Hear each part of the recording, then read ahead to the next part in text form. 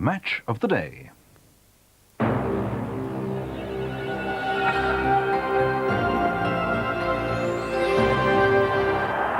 the man who's really fighting for his cup medal. Could he score the winning goal now?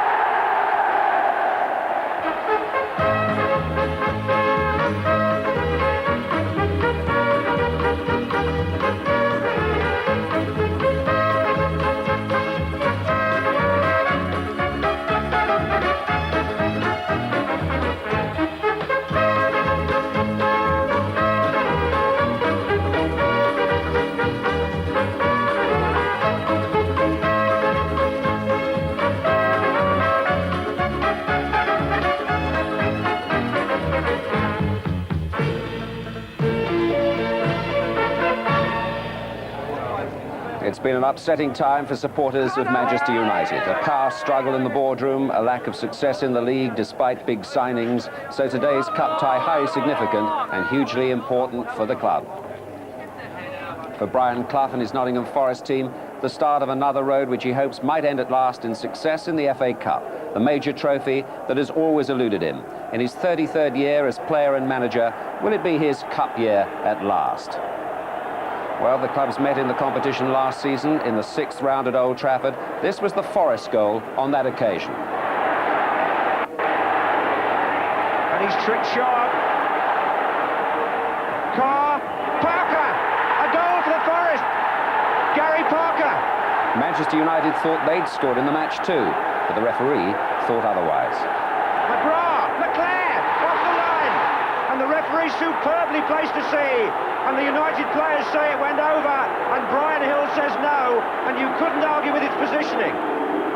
Will United get their revenge today and keep their season alive?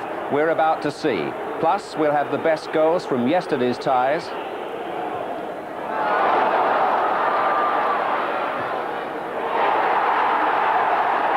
And at the end of today's match, the draw live for round 4.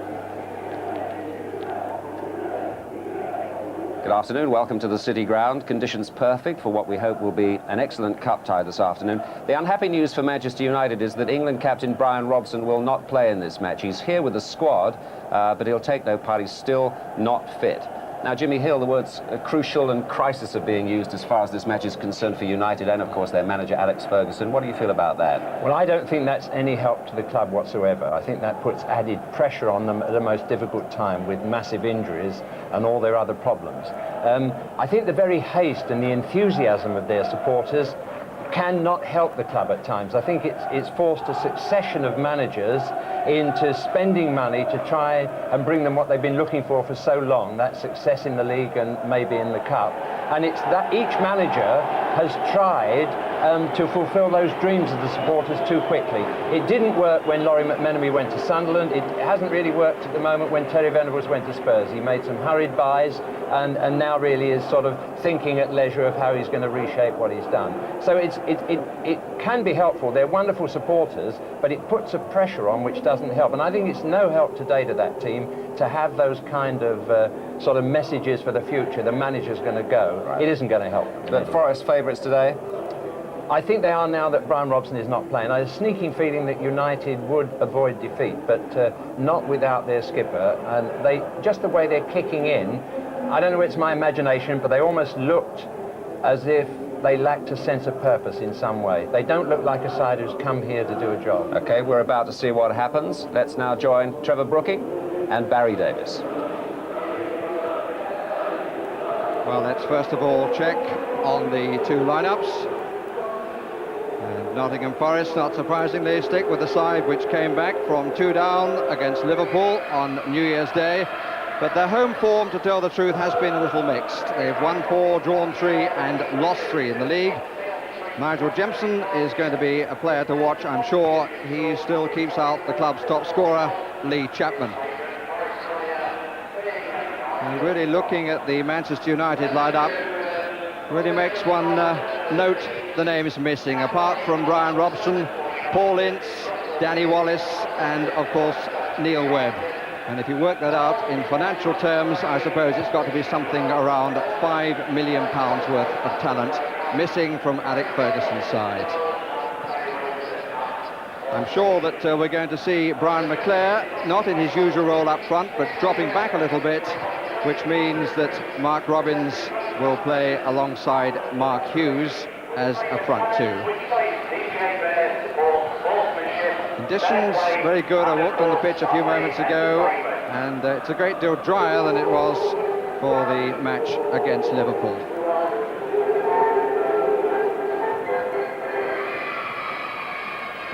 The man in charge this afternoon is Lester Shapter of Torquay, a man who's been to Wembley in the League Cup final, Arsenal against Liverpool. He's one of the senior citizens among the referees and has yet to be given the chance of doing the FA Cup final.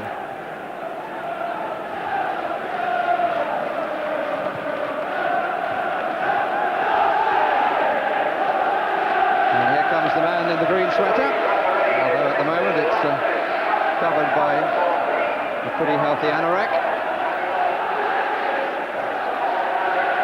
Man of 1,001 games. 1,001 delights, one might say, as the manager. Well, they may not have all been delightful, but at least all have had a story to tell. And we're waiting for the two captains to be called forward. Gives me a chance to identify the two linesmen. Mike Taylor from St Albans, that's the flag with the red trim, and Rob Harris from Oxford with the yellow trim. Captaining Manchester United, Steve Bruce, and the Nottingham Forest captain, Stuart Pearce.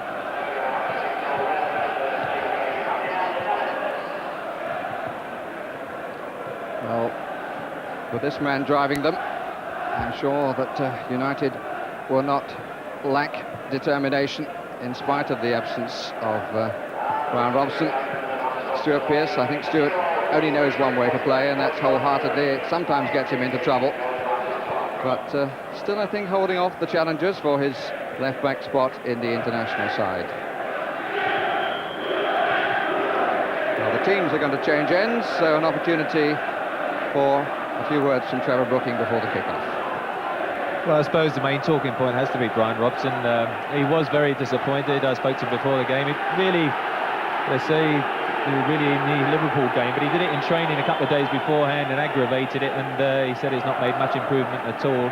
And although the pitch is better than it was on New Year's Day, it is going to cut up, and if you've got a groin injury, there's no way you can get away with it in this sort of cup tie. So it'll be very important for Manchester United to be positive and sort of not think about the injuries, but really go into the game expecting to get a result rather than fearing the worst. Well, we do need a ball to play with, and at the moment we haven't got one. Referee is full of smiles, but the start certainly greatly delayed here. And it strikes me that we're only a week into 1990, but the comment Happy New Year, the wish Happy New Year, will ring a little hollow for the losing manager here. So much for Alec Ferguson under such great pressure, much of it supplied by the media. And Brian Clough, who, as Desmond Lynham said, has never won the FA Cup. Goes back to 1955-56 when he started as a player with Middlesbrough. Forest in red, United in white.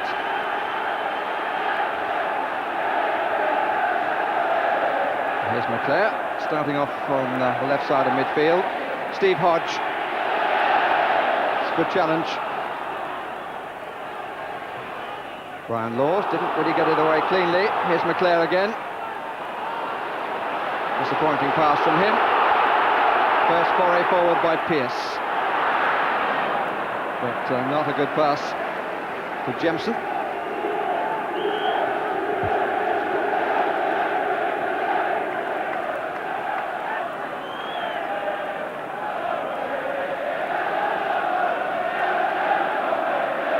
Hodge. Pearce.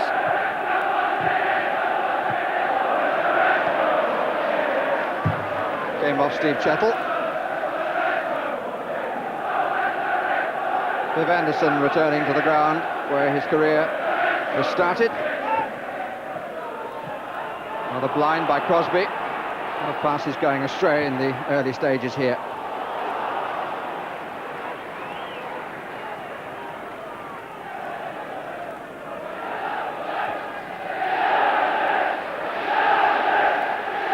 Jemson. It's taken him 21 months to come through since being bought from Preston.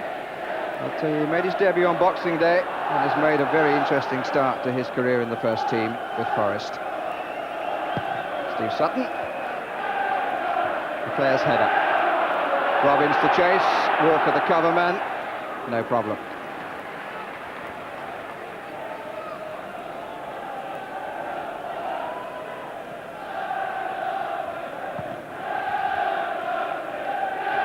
Won by Anderson. Leclerc.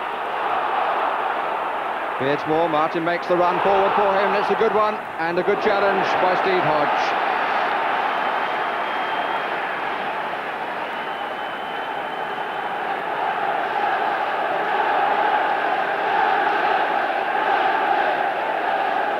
Robbins to take it.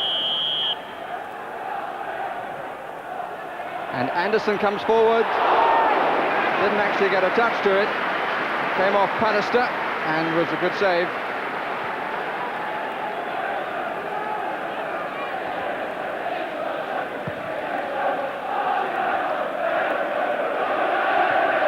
Pannister's header, Hodge, Clough, Parker, Jemson, no chance of doing anything with that. It's a nervous start, there's no doubt about that. Leclerc has seen more of the ball than anybody else. And used it better than most too. It's a good header by Laws.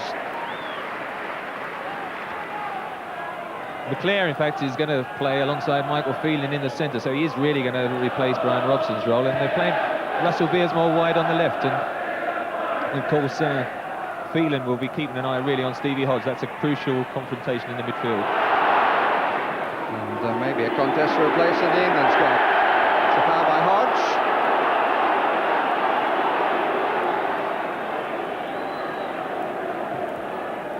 Anderson was a little bit sharp to claim the ball. Whether the whistle actually had gone before he handled it. Clough.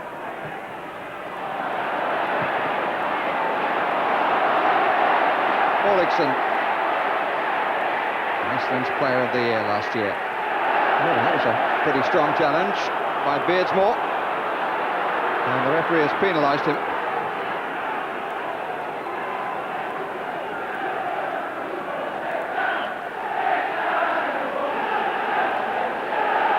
Not much of a threat in the middle at the moment. Clough is well outnumbered. Hodge.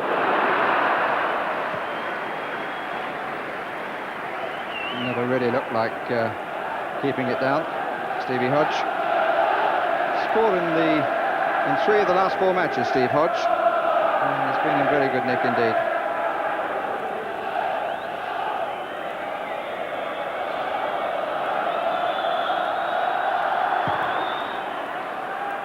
We've had the first 5 minutes. Really neither side has settled down in any way yet. Robbins, Hughes. Carried by Parker. Found some help from Anderson. This is Clayton Blackmore. Phelan and Walker. Good play by the more experienced of the 2 England men in contention then.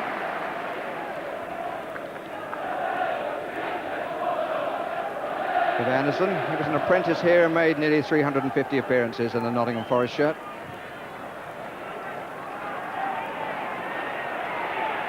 Orlickson.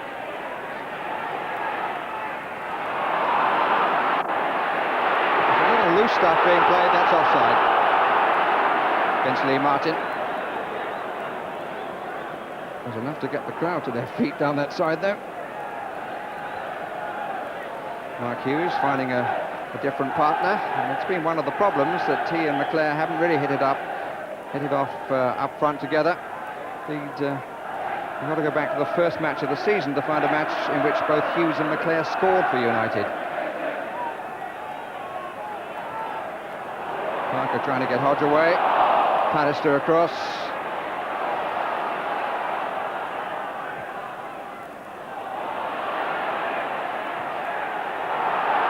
Offside by about the width of the Trent, I would say.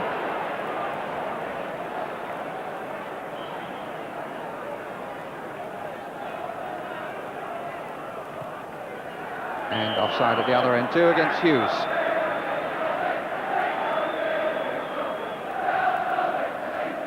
City ground certainly well peopled.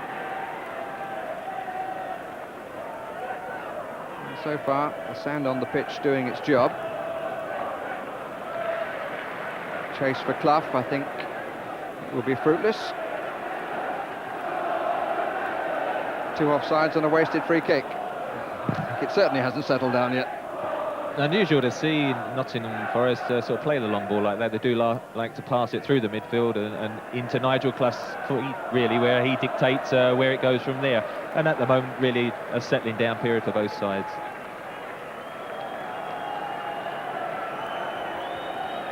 Jim Leighton, the goalkeeper, like Alec Ferguson, really trying to re-establish his reputation.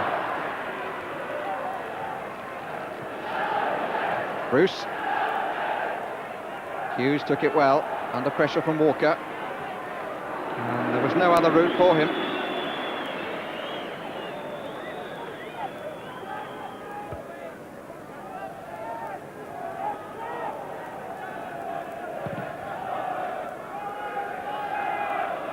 Easy for Walker.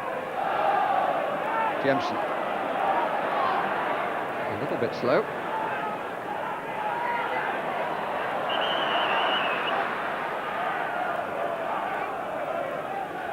Change of ball. Position of the throw, incidentally, being dictated by the referee between the two 18-yard lines and by the linesman between the 18-yard lines and the goal line. James was a little late, and the free kick is given against Hughes.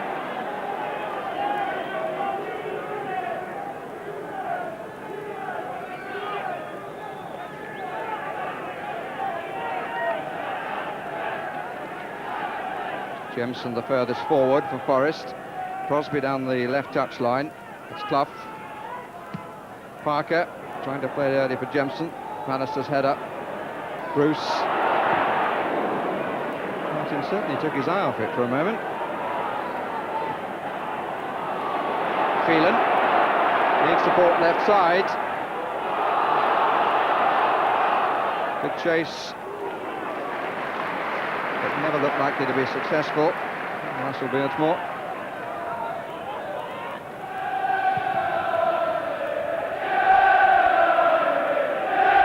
Clough and Bruce. McLean. Anderson.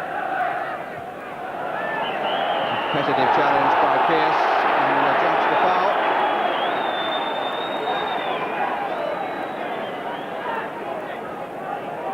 Did rather launch himself like some guided missile intent on puncturing the ball. And we've had 10 minutes and frankly not too much to report as yet, but it's early days.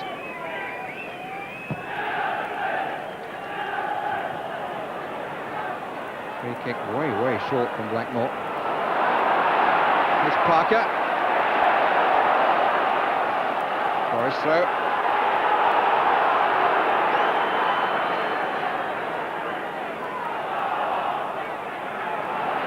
Clough. Cut out by Blackmore. 2 against 2 for a moment. Safety first.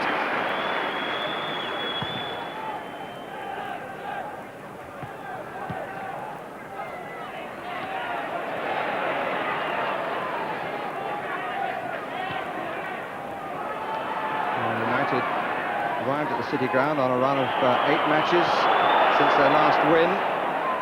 4 draws, 4 defeats. Forest have had 2 wins and 2 draws in their last 4, but they seem to be affected by the urgency and lack of confidence of Manchester United. Certainly their start nothing like as good as it was against Liverpool.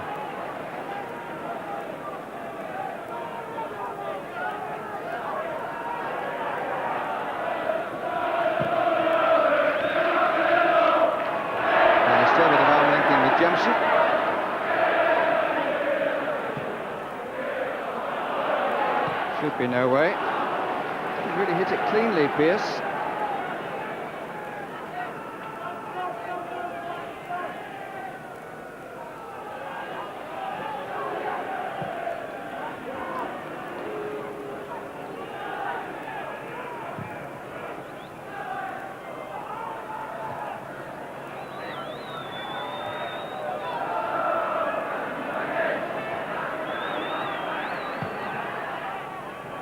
Jemson. Olixon, just too wide of Clough.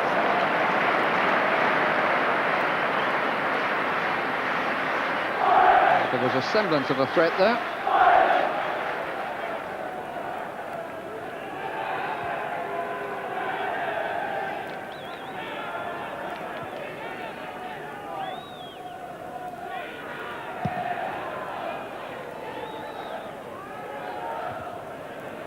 Won by Pearce. Pallister. Hughes, nice knee trap again, or thigh trap. Oh, made himself some space too well. Challenged by Walker. This is Parker, the man whose goal decided the quarter-final between these two last season. Beardsmore taking over the number 7 for the injured Brian Robson. Hughes. Martin, it's a bit loose, and that's a fine save. Robbins took it very swiftly. Forrest at 6s and 7s for a moment. It was a good turn, not the best of challenges, but a very good save by Steve Sutton.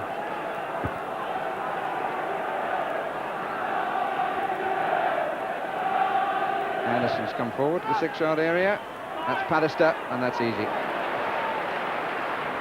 Well, the best opening so far, and probably Brian McClare running in, facing the goal, might have wanted the shot himself, but it was a good turn in a tight situation. And the first time, really, either side's managed to get the ball out wide, and I think you've got to do that with conditions as they are. Is Olixon wide for Forrest. Jemson.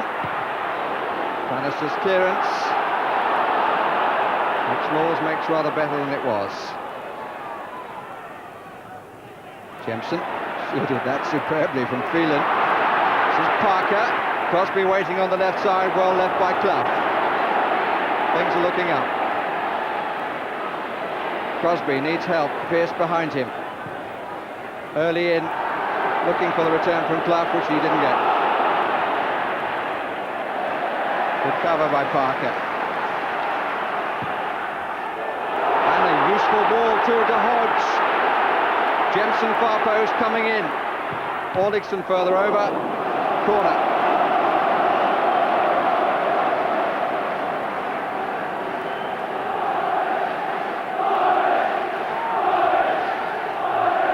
We reached the 15th minute of the match, which has now come to life, it would seem.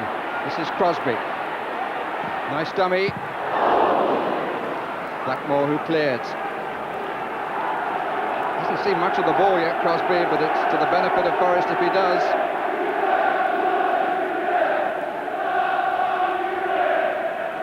Probably of all the players on the pitch, he's most capable of offering the width that Trevor Brooking was talking about.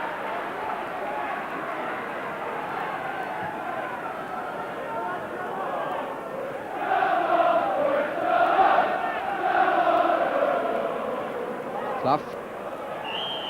Wrestled out of it by Bruce, and unfairly caught him on the back of the ankle slightly, according to the referee. This is Brian Laws. Parker. Laws again. It's a corner.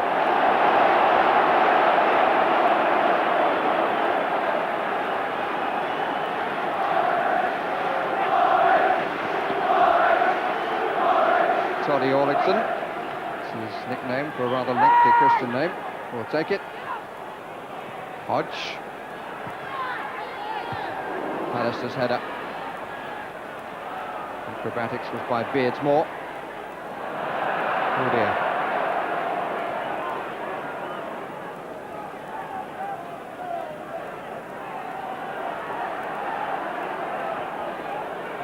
The recipient of the words is the referee.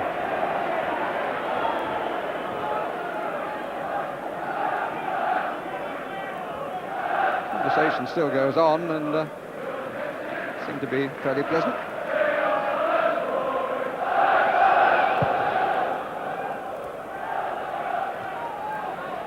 Good contest between Hodge and Phelan. And Jensen gets away for a second from Pallister. He recovers well, initially untidily, and then with some nifty footwork.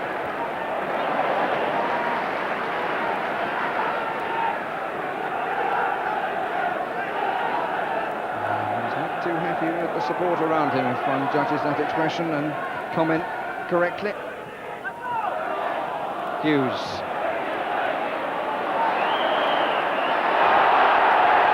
Free kick against Hughes. And the referee, I think, will have a quick word. Oh dear, that wasn't the best of challenges. The referee wants to talk to Hughes, who lives up to his nickname of Sparky.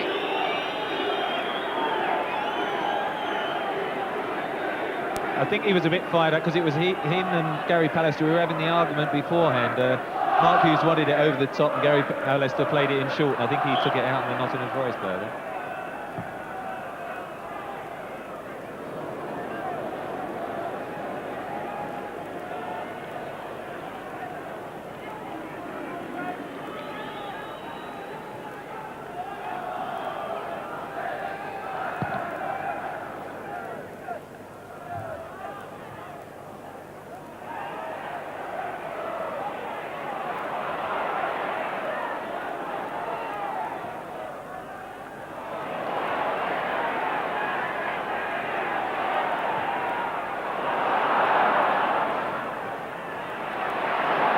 Stays in. And Jemson picks out Clough, who doesn't get hold of it. Here's Crosby. Oh, crucial touch by Anderson, but it came last of Crosby, and is a goal kick. Amazingly, it stayed in. It wasn't the best of crosses. Clough didn't get hold of it, but Anderson just nicked it away off Crosby, and it's a goal kick. There's Crosby, knowing he was very close there. How often does a miss-hit shot like Nigel Clough end up with a goal? On that occasion, Viv Anderson kept his head very well. I'm quite relieved that she didn't get a goal kick, let alone a corner. I think it was here first, Trevor. They used to talk about his elastic legs. They served him well then.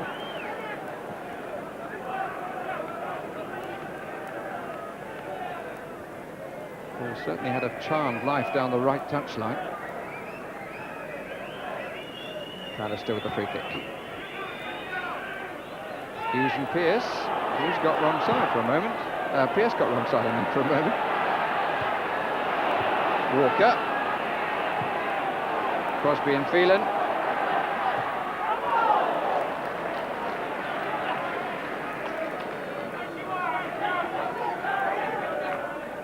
"20 minutes gone, no score. And certainly the match has improved in the last 5 minutes, and it's certainly competitive. Free kick against Bruce for a challenge from behind. I would think one more from Steve Bruce on Nigel Clough and he'll end up in the book, because that's the second or third occasion now. Laws. Parker might have let that run, but it's easy to say that from up here. Laws. Pearce.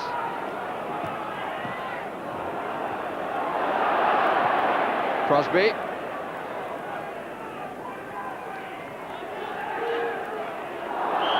Free kick.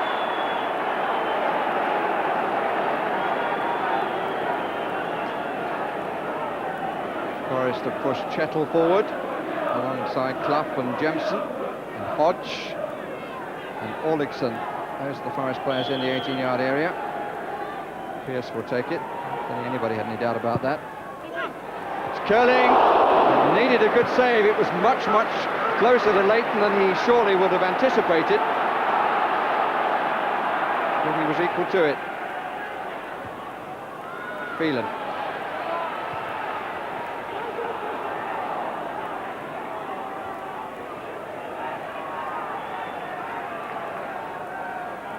Well, it needed a good save, and I suspect that Jim Leighton had to move his feet back a little bit. Yes, he did indeed. Didn't get it over the top, just got it away to his left. think the pulse will probably be back to normal now. The goalkeeper. It's not his strongest part of his game, I don't think, Jim Leighton on crosses, and that one he started to come for a good cross, but in fact it turned out from Stuart Pearce's point of view almost to be one, but really it was too near the goalkeeper, but he'd anticipated one. Basically the best two chances so far have come from things that didn't quite go right. First Clough and then Pearce.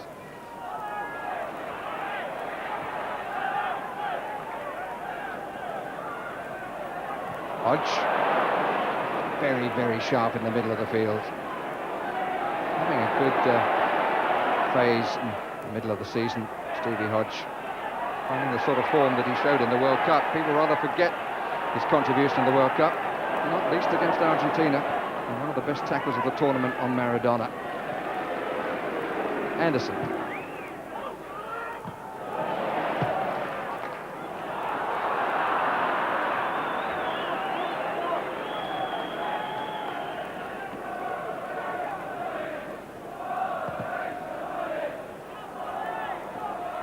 Paddister and Jemson. Jemson hasn't seen too much of it yet. But then he didn't in the first half against Liverpool. Did very much in the second.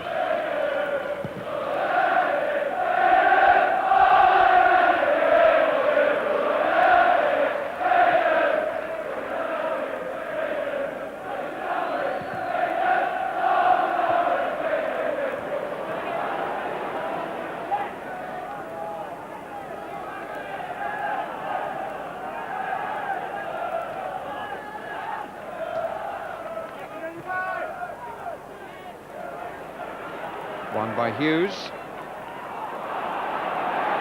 Seen very quickly by Walker. A long run for Orlickson. The back heel actually wasn't quite as strong as might have been hoped. And in the end, thought he had too much to do.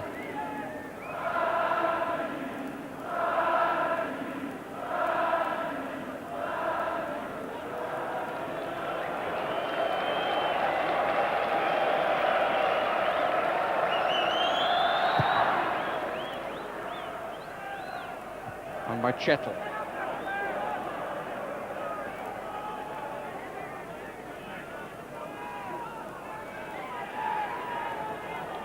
Paddister. Not too much movement. Chettle watching Hughes. Walker watching Robbins.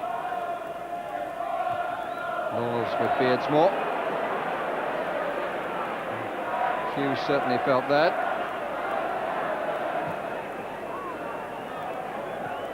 Jemson, the long legs of Paddister. When Jemson shields the ball, Paddister's managing to get round and get hold of the ball. Well, one by Parker. This is Laws, Orlickson to his right, everybody else left.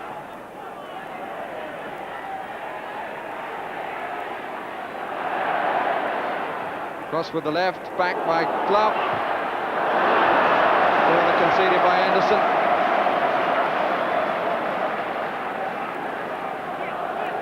Hughes, meantime, has recovered quickly.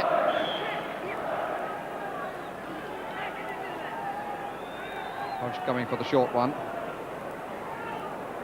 Quite a queue on the 6-yard line. Parker! Well, he hit it hard enough, but he hit it wide. 3 players on the 6-yard line there. When it came out, urgently forward, but rocketing it wide. Defenders move out. Whoops. We'll tell you how the cameraman feels in a minute.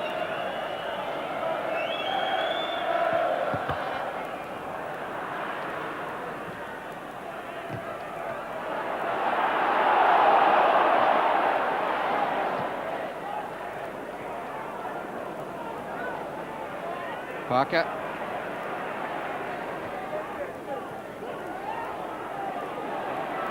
Crosby. Hodge is offside. Determined challenge by Paddister. Well, it's 0-0 here at the City Ground, Nottingham, and that's the position in the other two cup ties being played. It's Port Vale against Derby County, Charlton against Bradford City.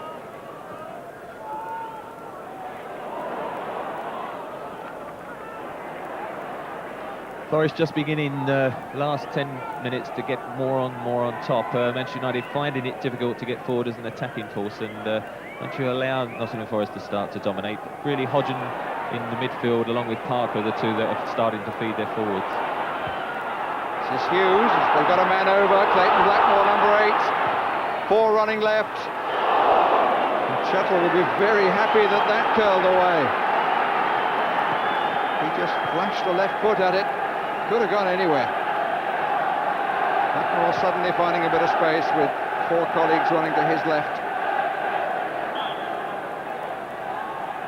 Anderson up again on the 6-yard line, around the near post. Bruce gets up as well. And Jimson suddenly had far more time than he should have had. Chance of a break here if it's played early. And if it had been played well. Both Aldrichson and Crosby might have been clear. Instead, Martin turns it to his advantage.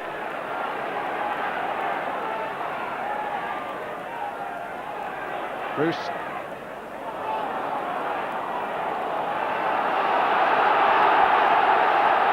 The United supporters in that area of the ground. Another corner.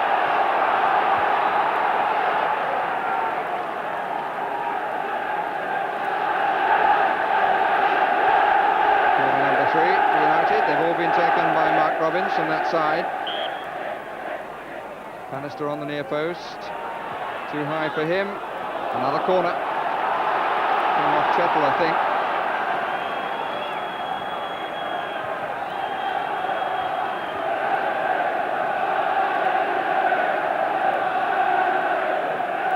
Anderson's pulled further back this time. In he comes now with Bruce, who is behind the goalkeeper. He wasn't challenged.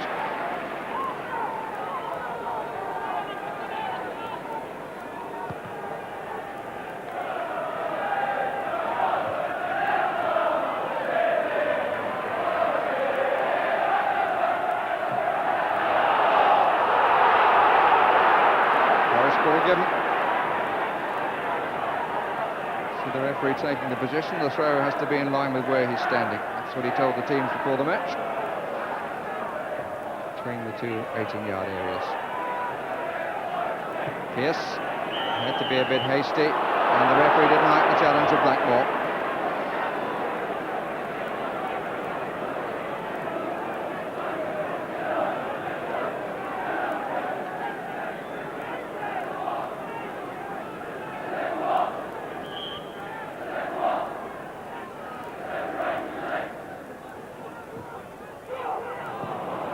Blackmore ends it all. And we've had the first half an hour of this contest. And that's the position of Port Vale. Trevor Hebbert has given Derby County the lead.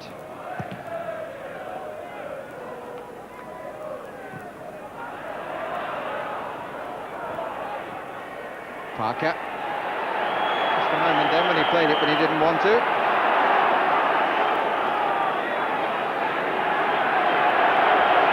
Philosophical about the challenge from Hughes. He's just letting him know that he's supposed to be going for the ball, eh?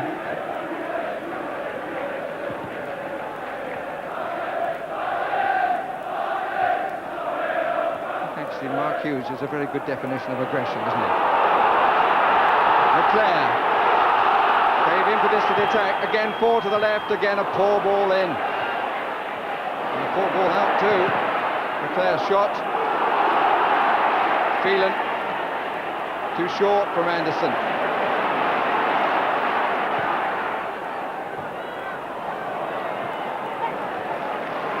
And Anderson furious, really, at the lack of quality all round then.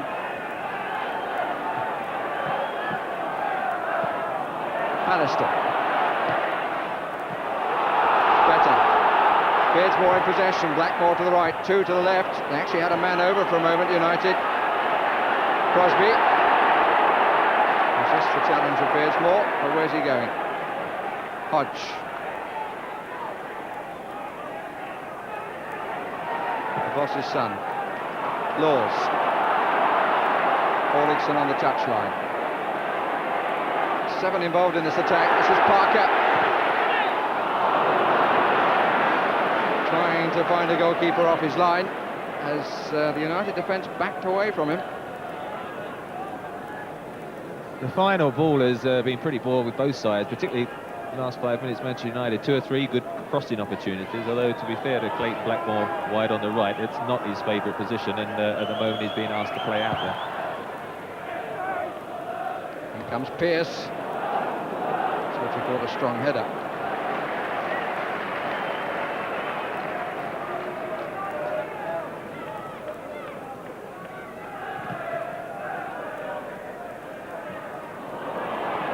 Hughes. Free kick. This time is in Hughes' favour.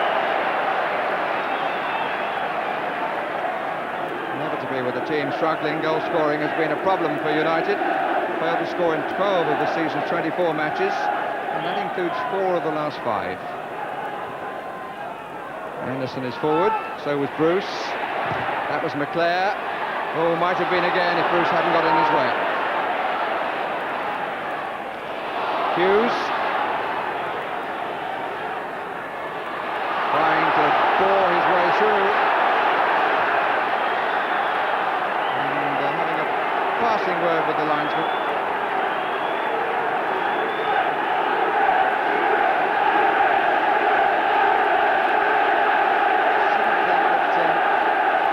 Too often makes the tea at home. That's nowhere near the china, I would think, Mark Hughes. Taken quickly and taken well. This is Beardsmore. They were asleep for Forest. Just didn't fall right for Hughes.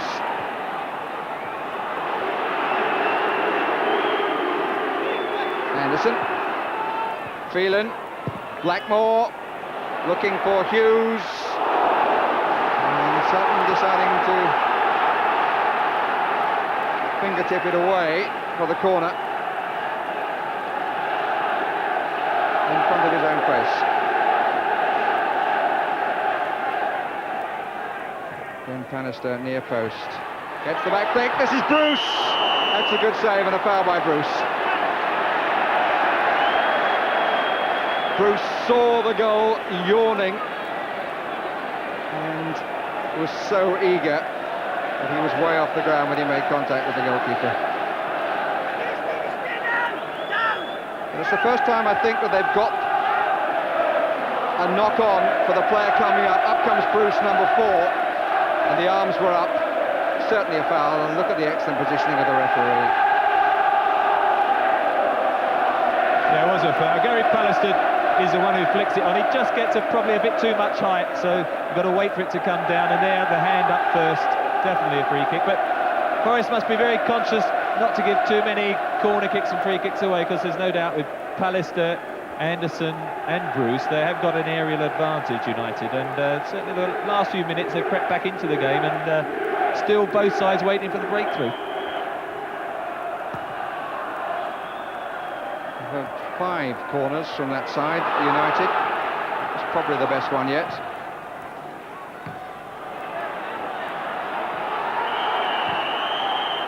The flag is up on the far side for offside.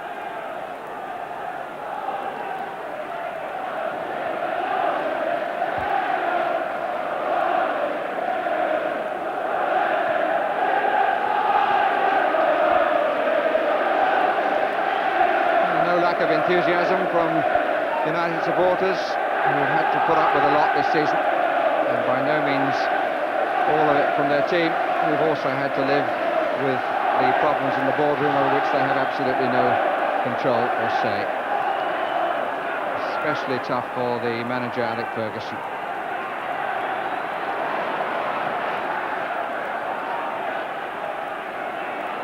Jemson, Clough. Laws, stopped by McClare, cleared by Bruce.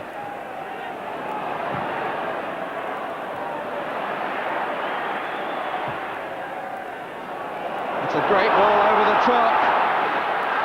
But Jemson is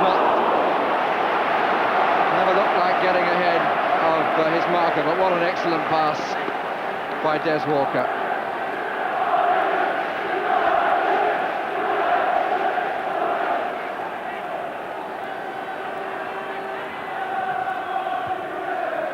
Off the head of McClare. Another chance for Ulrichsen to cross it, which he does. Nobody looked too comfortable on that, and it brushed from Ulrichsen past the waiting Nigel Clough.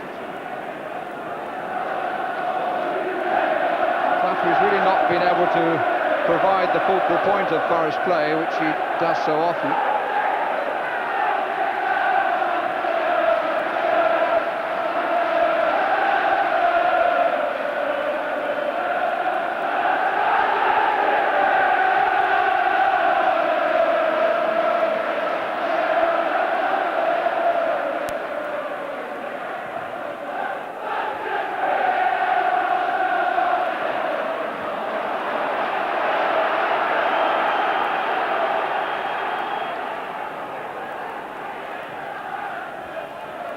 Well taken by Hughes.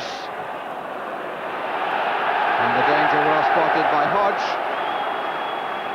But another corner for Robbins to drop in on the near post, the right one as we look from the camera behind the goal, for a flick on which will, if best, be rather flatter for the oncoming player. Anderson couldn't get through the crowd. Chance of a break here for Forest. Crosby. They're getting back in numbers now, United. The impetus was lost, really, on the first ball, and then they get a free kick when they shouldn't have. Untidy challenge by Blackmore. All he had to do was to force Crosby to hold that area. Clough didn't control it. McClare. Robbins wide to the left. Hughes the other way. Robbins not sure whether to come short or go. And I'm afraid that was the result, because McClare wasn't sure whether to play it through or short. Linesman right up. United crowd appealing for the corner. Not given.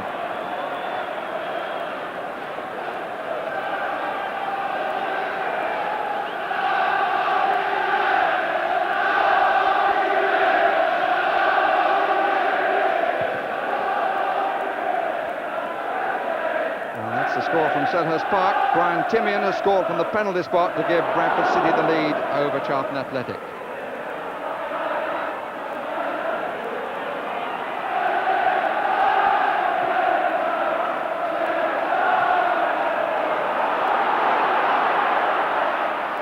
This is Crosby. That's nice. This is Jemson. Well claimed. And Blackmore well placed.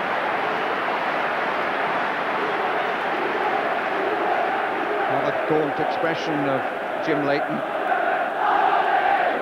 And we move into the last 5 minutes of the first half. Still no score. Goals in the other two, but not in this one at the moment.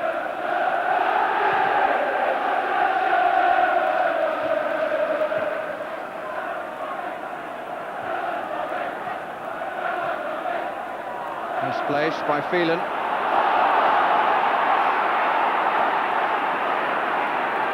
Laws.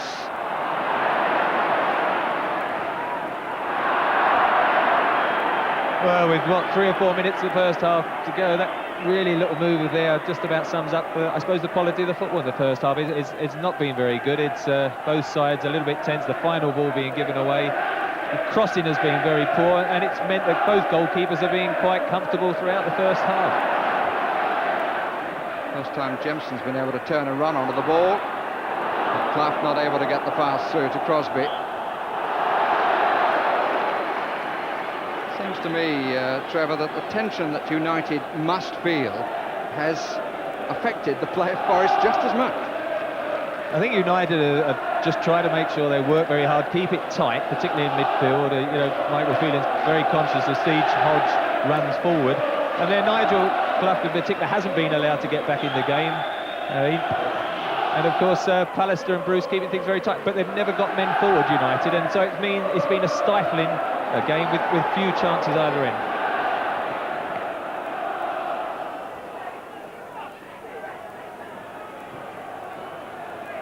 Hodge. Caught in possession, Hughes. The angle was always against him. And McClare looks across and says, "Why didn't you see me?" But I suppose that's by no means the first time a player has looked at Mark Hughes and asked, "Why didn't you look up at me?" They give him the benefit of the doubt that he was actually shooting. I'm not sure, he waved across, I'm not sure if he was thinking about crossing it and got caught in two minds and did nothing, but it was certainly no danger to the goal, that's for sure.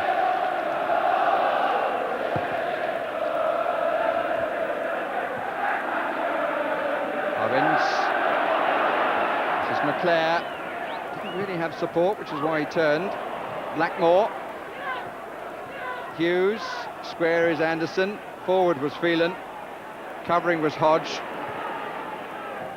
Very tidily indeed. Won by Anderson. Pallister suddenly all United bar Jim Leighton are in the Forest half. Too tight down the middle when they had a player wide.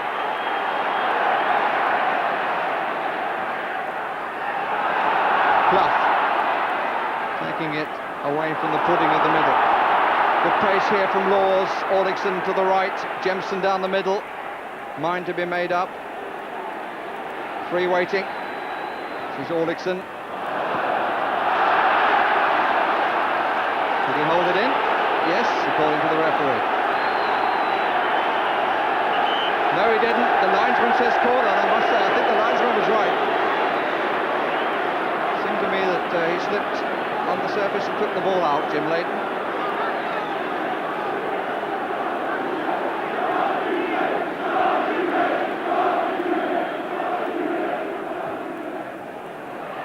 Didn't reach Clough because Bruce was there.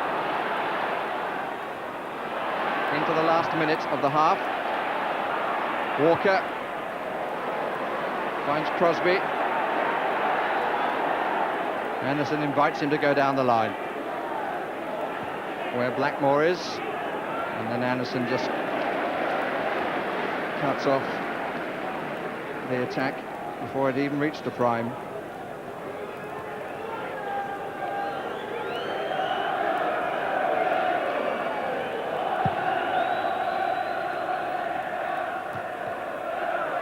Pierce.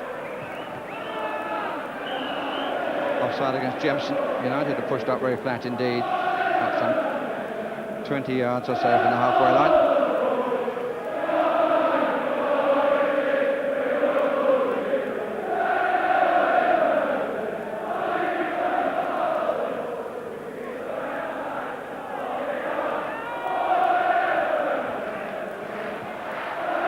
Just a question now what Mr. Shapper is allowing for the odd stoppage. Coming to the end of a half in which neither side really has done itself justice. More understandable for United perhaps than for the home team, Forest.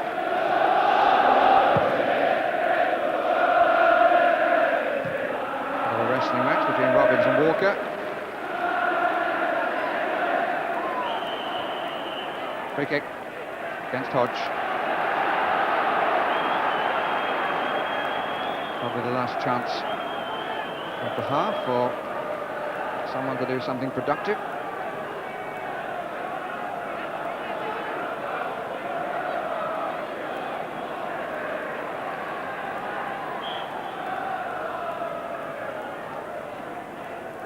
Opened by Martin, met by Walker.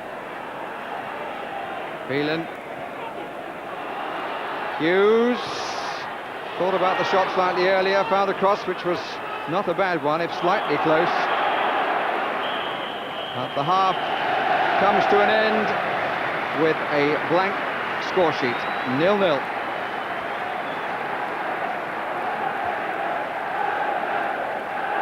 Well, it's pretty unclear which of these two teams will be going into the live draw for the fourth round later, Jim. I suppose honours even in that first half. Yeah, strangely, United, I said to start with, came out with a little bit of fear, I thought, and they didn't, no sense of purpose, but Forest also were a little unsure of themselves, so it's two teams trying to find their feet, and the first one to do it is going to be in the draw at the end of the programme.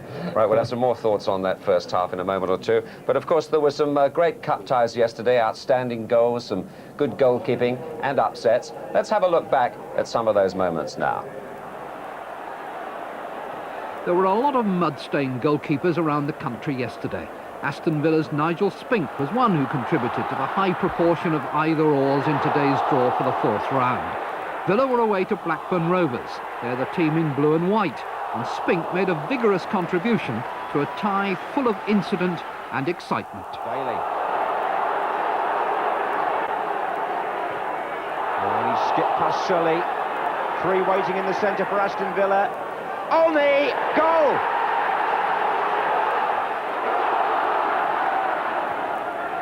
And Spink, oh! A goal! But what's the referee given? Spink dropped it, Sellers collided with him, and a free kick was given. Stapleton, goal! Blackburn have equalised.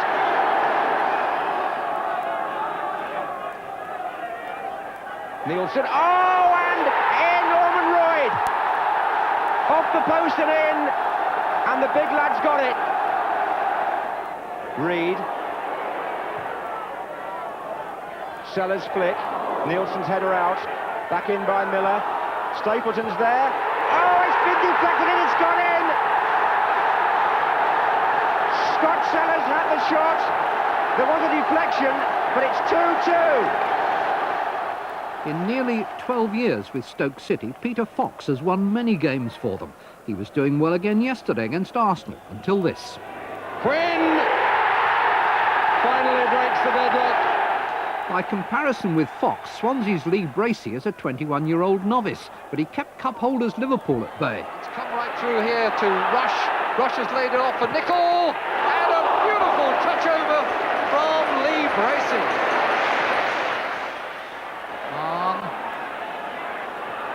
And McMahon had kept running and could make it.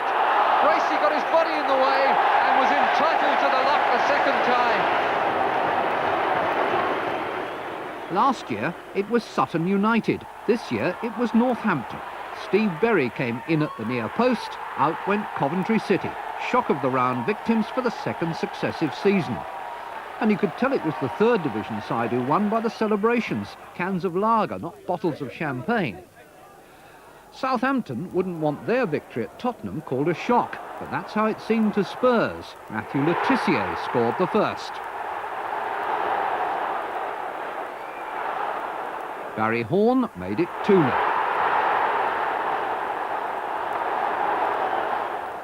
David Howell's reply for Tottenham was the most spectacular goal of the game.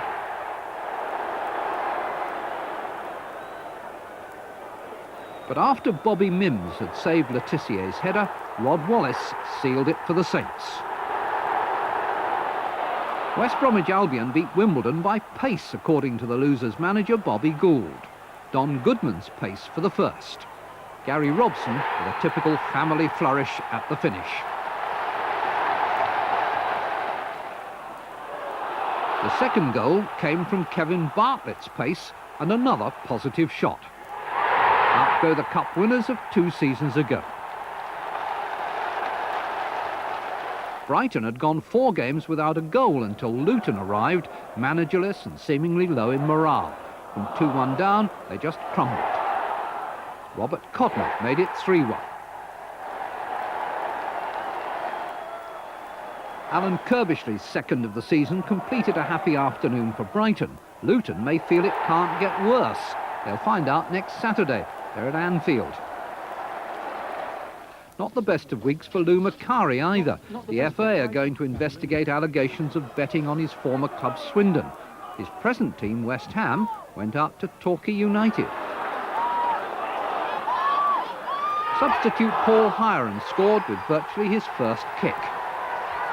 The smile that lit up Dave Smith's face at the end suggested that 5th from bottom of the 4th division wasn't such a burden after all. Lyndon Jones had a funny old day for Reading against Sunderland. It wasn't amusing when his slip let in Gordon Armstrong to score, and the game not a minute old.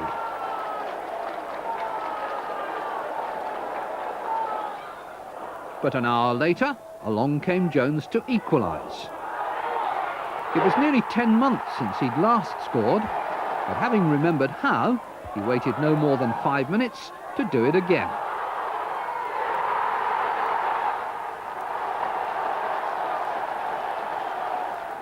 The Watford fans were growing impatient with not much more than a quarter of an hour left and their tie with Wigan goalless. Glenn Roeder set a captain's example to remedy that. Then Glyn Hodges scored less than 2 minutes later. No celebrations on the pier last night. Give a club a Mickey Mouse name and nothing surer than they'll sprout nose and ears to justify it. But Rochdale turned the joke back on Whitley Bay's Bobby Graham. Steve Johnson, who seems to have been around almost as long as Mickey Mouse, rubbed it in with the only goal. Who's the Mickey Mouse Club now? But Darlington kept a non-league presence in today's draw, and only Cambridge United's crossbar kept out David Cork's header. They'll replay in the northeast on Tuesday. The Football League's leading goal scorer is Darren Rowbottom of Exeter City. He was under scrutiny against First Division Norwich City. Neville. Rowbottom got away from his man well, and again Gunn has to make another save. Rowbottom manages to turn. Butterworth finds Neville, who also has space to turn. Rowbottom! Oh, what a goal! Unbelievable!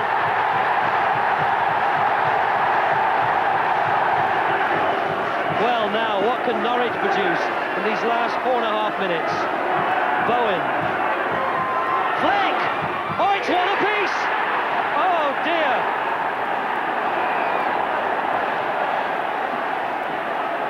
Miller looks in dismay, and what a disappointment that is for the home team. 1-1 at the end meant that the Exeter fans, who were all dressed up, still had somewhere to go, to Carrow Road on Wednesday for the replay. Jerry Sinstadt with yesterday's roundup. Just to confirm the other half-time scores today and the two other ties being played today. Port Vale 0, Derby 1, Trevor Hebbard in 34 minutes, and Charlton 0, Bradford 1, Brian Tinian a penalty in 44 minutes. No goals here, of course, between Forest and Manchester United. Brian Robson not playing for United today. He's talking now with Tony Gubber. Brian, it's not hard to detect the nerves out there today. It's an important game for both teams, but particularly United. Well, I think it's like you say, it's an important game for both teams. But it's a typical game between two big clubs, you know, there's not much given away, you know, and it's a tough game. Of the chances there's been, perhaps United might feel they've had the better to score? Yeah, I think we've been a bit unfortunate on a few of our set plays. The ball just hasn't bounced kindly for us. Otherwise, we could maybe have scored one. We've seen this match build up as the beginning, the end of Manchester United's season if they don't get through. Is that the way the players see it? Yeah, well, I think it's a big game for us, just that we're towards the bottom of the league. And so when you're looking at a realistic chance of the championship, you know, realistically, we're a bit out of that race at the moment. So the FA Cup is the big one that we've got to aim for. Yeah. How conscious are the players of that sort of pressure that's been around this game today, and perhaps on the manager? Yeah, the lads are, but I mean, the manager's been great this week. He's kept as much pressure off the lads as he possibly could. And the lads went out into the game fairly relaxed, you know, and they were looking forward to it. Do you see United getting through? I certainly hope so. I think the fans that have turned down here today have supported us great, and we deserve to give them something. Thanks so much, Brian. Thanks very much. Well, Port Vale have just got something. They've got a goal. It's 1-1 against Derby now. Darren Beckford has got the equaliser just after the kick-off of the second half. It's Port Vale 1, Derby 1, the latest score. Let's go straight now here to the second half. It's all yours, Barry. Lester Shapter making his way out to the middle to continue the proceedings.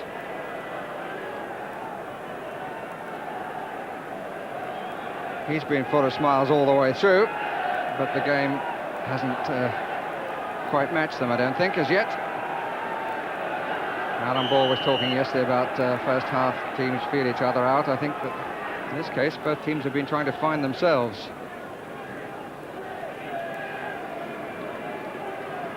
Early touch for Jim Leighton.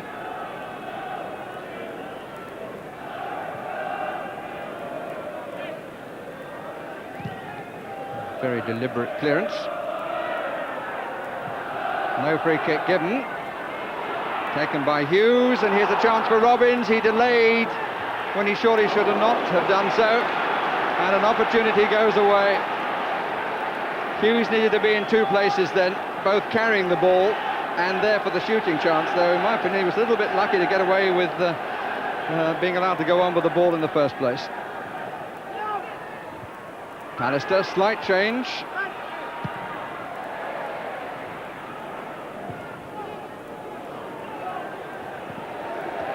One of those chances, Mark Robbins, if he'd have playing in the reserves, he'd have hit it instinctively, because you're in the first team, big cup tie, you try and be too precise and it runs away from you.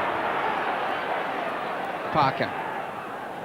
Looks for Clough, they got a man over if it came the other way, but it didn't.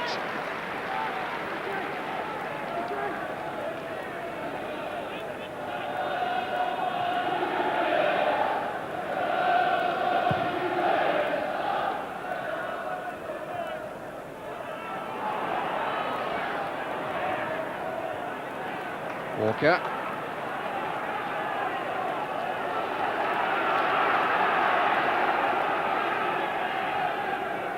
Leave it to Viv Anderson.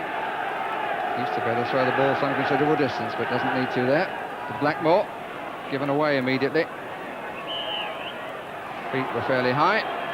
And the free kick comes.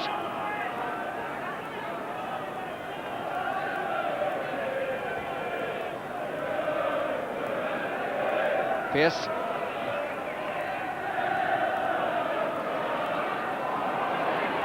Parker did well. Blackmore. Good advantage play by Leicester Shakhtar. Hughes in possession. Telling start to the second half. Beersmore. There was a great oof of the crowd, but I think Sutton knew that he was going to have plenty of time at the end. But useful start by Hughes and a far better United attack. Mark Robbins to take the corner, Pallister to come to the near post. Anderson slightly further over. Hughes just wide of the left post, and Bruce trying to come in. Pallister got it. Anderson! It's a better save than the one before. Needed to be.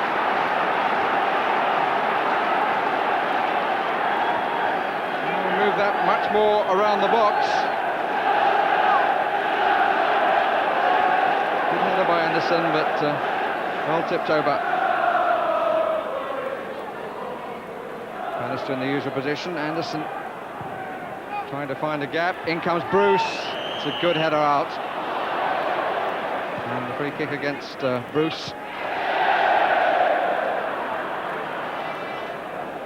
Positive start though by Manchester United this second half. A good first header by Pallister, and Viv Anderson, just with his back to the goal, couldn't really get the power, but you know, they come out, pushed Nottingham Forest back, and a good start for them. Free kick given against Bruce. Slightly awkward challenge by Clough. He came off rather the worse, except for the award of the free kick.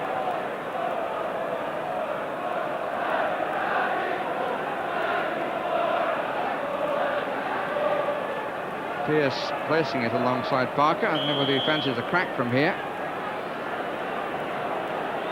Attack held up just on the 18-yard line. Clough in the inside left position. Here comes Pearce. Off Pallister. Anderson leapt well. And the free kick is to United. Challenged by Pearce. Inquires about the health of Anderson, having inflicted the wound. Always good tactics once you've clattered somebody, just to make sure they're all right. He hasn't lingered too long, considering Viv Anderson hasn't stirred much since being collided. But again, both sides must get it out wide, because the pitch, although it's played very well as compared with New Year's Day, it is sort of getting a bit cloggy there in the middle, and they've got to play out wide. Particularly in Nottingham Forest, you see on that middle centre, what happens, even though it's a little bit dryish, it bobbles, and so you've got to get it in the wide positions where the grass is, and let people like Gary Crosby run at defenders. Gary Parker there is the man to switch it and give them the opportunity to cause those problems. And firework going off in the background, but we're still waiting for real fireworks in the contest. Anderson clearly still feeling the knock.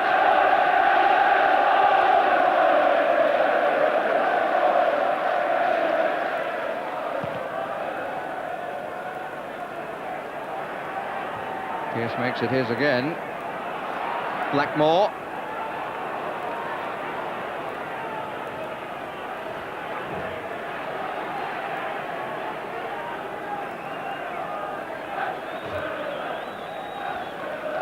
Alec Ferguson now down on the bench on the left side. Celebrated his 48th birthday last week. I suspect in the last 7 weeks, while United have struggled to find a victory, he's aged a bit more than that.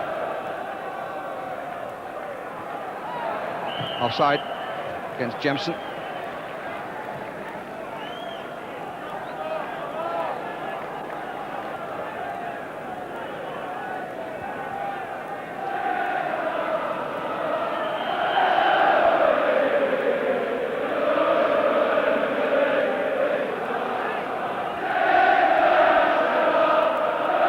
Noise is coming from the United supporters. Alistair underneath it, so was Chettle. Confident, useful header by Warwickson. Jemson struggled really to get into the match alongside Cloughie.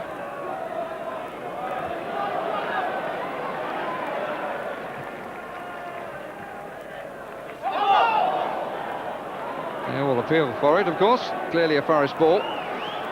Clough. Inside Bruce for a moment. And Jemson didn't look. Hodge had already made the run, and the ball went from whence Hodge had come. Good carry by Pallister. Challenge was fair. Certainly Hughes' own Walker was not.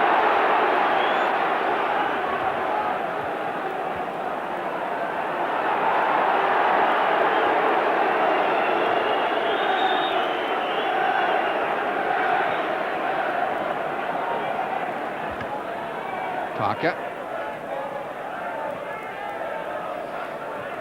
Wasted free kick, the ball initially given to a man who had two players of the opposition close to him. Oh dear, it's a terrible pass by Hughes. Parker, Clough, this is a chance, it's running a bit away. Just ran too much away from him. He couldn't get up there quickly enough. And the angle in the end was cut down. Hughes' mistake started it. That's a goal kick.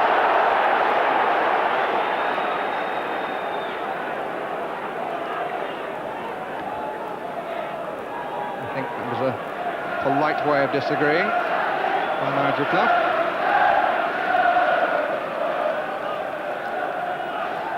Up down the City ground from behind Jim Leighton's goal.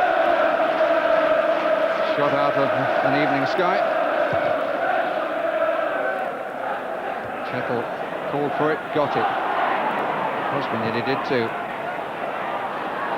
Blackmore, Anderson goes forward. Not for long. Pierce.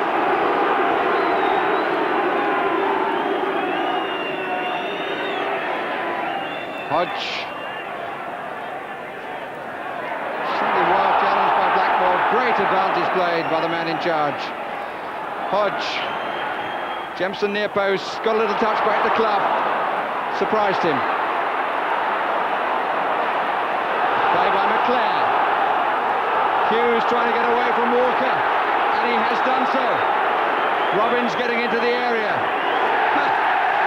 Hughes did the difficult part well, and then for a moment showed too much of the ball to Walker, and Walker answered the invitation very promptly indeed. 10 minutes of the second half gone, and just signs that the teams are loosening their own personal chains. Phelan, seems to be a bit more room around the pitch. Parker. The quality of passing has to improve if a victory is to be gained. This is Crosby. Great challenge by Pallister. Crosby was looking for the challenge from behind, but the ball was cleanly won. Chase for Robbins. He's a calm lad, is Steve Sutton.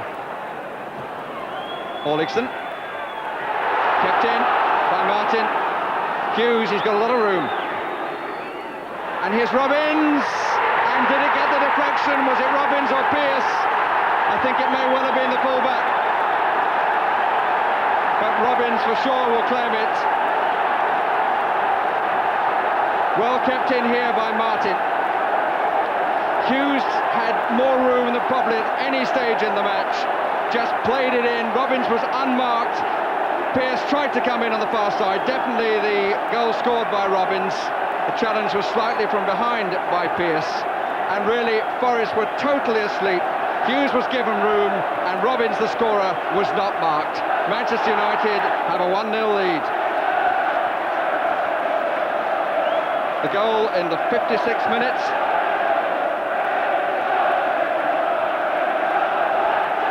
And young Mark Robbins, who made his debut in the third round of the FA Cup last season in the 0-0 draw against Queen's Park Rangers, opens the scoring here.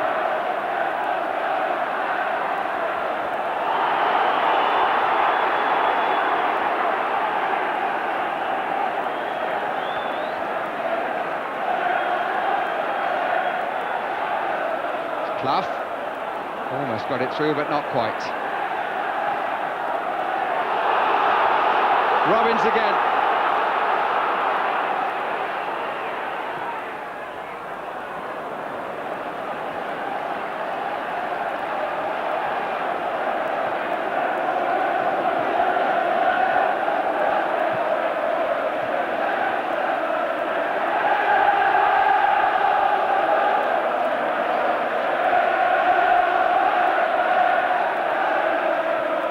Never in 33 years for Brian Clough, and he must be thinking, oh no, not again.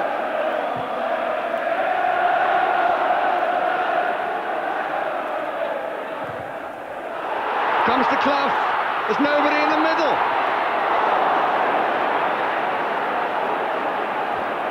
Well, it was a half attempt at committing suicide, but no one was there to put the dagger in. A substitution going to be made by Nottingham Forest. And they're going to pull off Brian Laws, judging by that number. And they're going to put on young Gary Charles.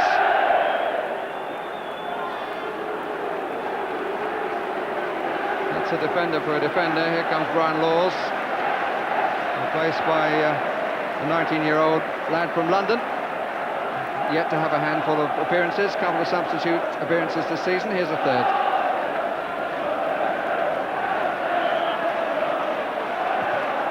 Corner is taken. Well met by Bruce. Robbins. Pearce. Crosby. Clough. Pearce again. Loses out to Blackmore. Robbins. He's onside, is Mark Hughes. Will it run for him? Oh, great challenge by Des Walker.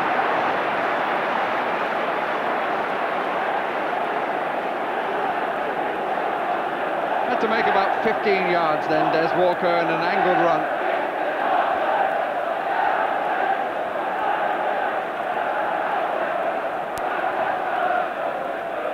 Sutton slightly in two minds, and here's Beardsmore. Sort of position that Brian Robson would have loved.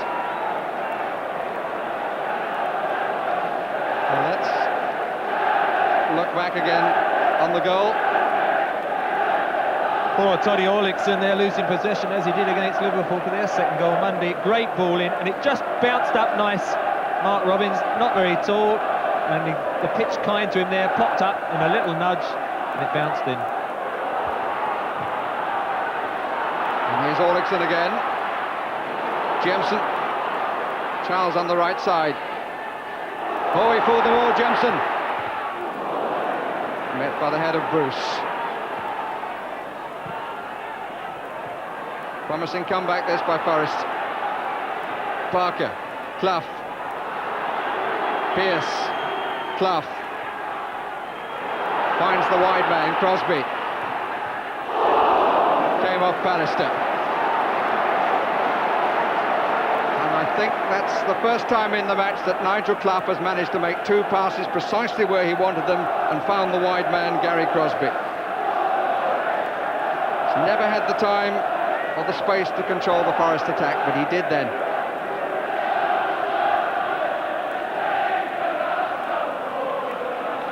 Clough on the line in front of Leighton. Out by Hughes. Parker. Let it run. Orlickson had come back to the defensive position. Sensed a certain anxiety there. That's Liam O'Kane coming out to rescue the ball. But the anxiety was with the United supporters, as Martin seemed to hesitate on the clearance. One by Phelan. Two ahead, one square. This is the square. McClare. Pearce goes over to Phelan. McClare. Walker wins it again.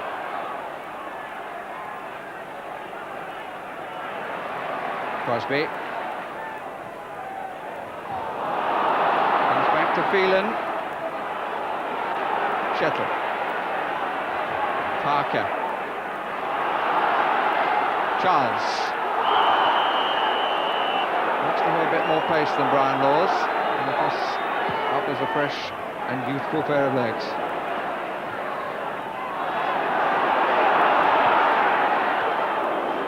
By Walker when Robbins was hoping for number 2. Pearce. The boos have the tone of Old Trafford. Shettle was going nowhere then. Robbins. Pearce had made a run for him. Intended for Lee Martin, who made a good run. Crosby. Clough with himself.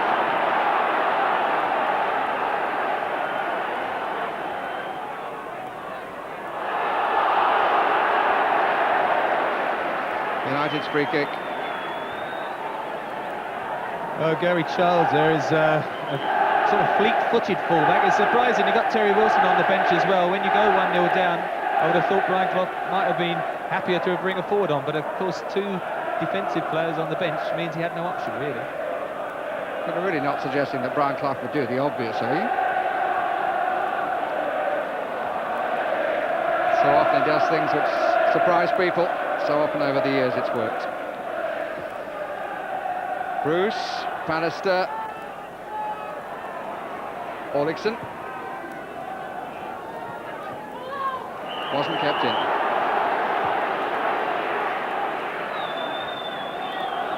There's Jemson, who had a very good second half against Liverpool, still unable to get in the game. And Orlickson down the right, the young Icelandic lad, has found it very difficult in the atmosphere to really settle down and play.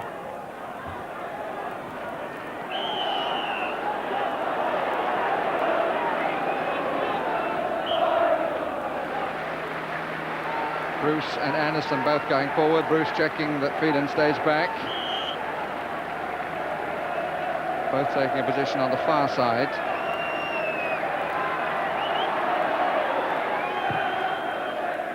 Anderson.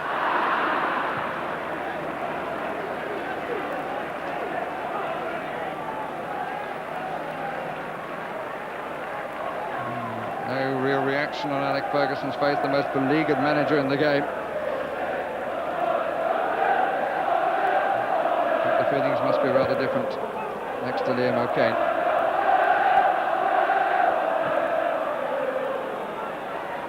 Minutes of the second half gone, 25 minutes left. Nottingham Forest 0, Manchester United 1. Scorer, Mark Robbins. Second goal of the season, incidentally. Oh, that stayed a bit.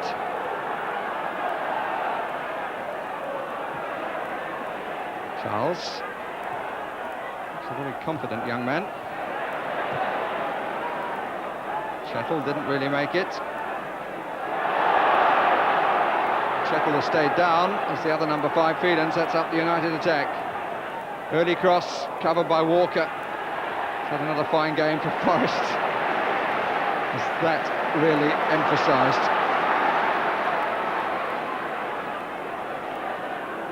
It was worthy of the Bobby Moores of this world. Or does that just date me? Chettle still feeling the knock, but he's back on his feet.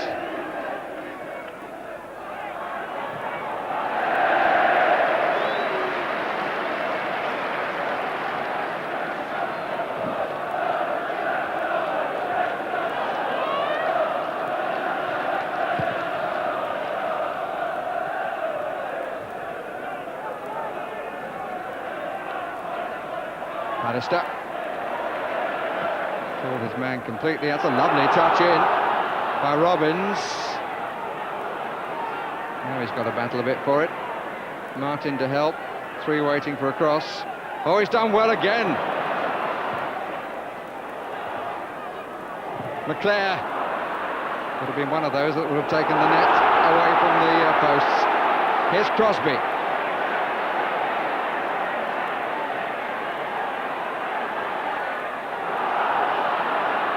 Jemson won't make it. Doesn't look as comfortable on the left side, Gary Crosby, for all that run, does he? I'm surprised, because he's a naturally right-footed player, and there's a tendency to come inside, and of course it closes everything down. There's Nigel Jemson, who tried to get on the end of that pass. I think Terry Wilson, perhaps the other man on the bench, will have to come on shortly, because Manchester United are dominating at the moment. Bring him on in midfield and perhaps, I don't know, push Stevie Hodge up a bit more, but there has to be a change, because at the moment you can't see Forest getting back into it if they keep things as it is. Robbins, fired by his goal. Hughes has been fired all through. Blackmore. And there's Walker's timing of coming away to make the interception. It's holding Forest together at the back. Just suggested a comeback briefly with a couple of good passes from Clough, but it really was only brief. Won by Chettle.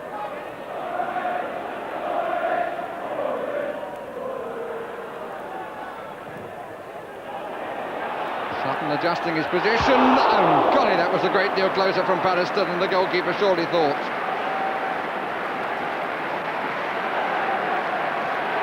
That was long cross. And Sutton seemed quite calm about the whole thing, but Patterson won it, and it just brushed over the top of the angle. The much maligned Gary Pallister's had an excellent match. He and Stevie Bruce have combined very, very well and kept Jemson, and particularly Nigel Clough, very, very quiet so far. Play by Parker.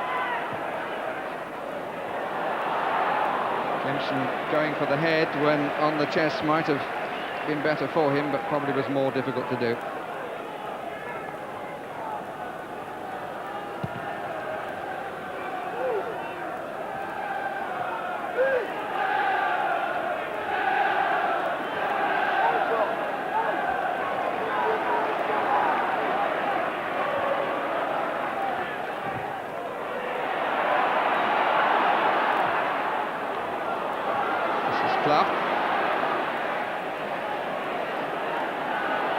Clough takes on 2, beats them. They're queuing up in the middle, but he couldn't find the pass that might have turned his skill into something on the score sheet.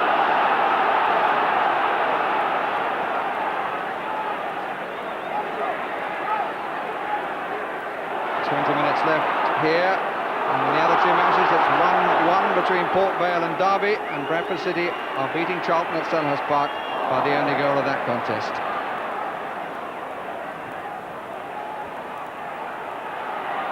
McClare.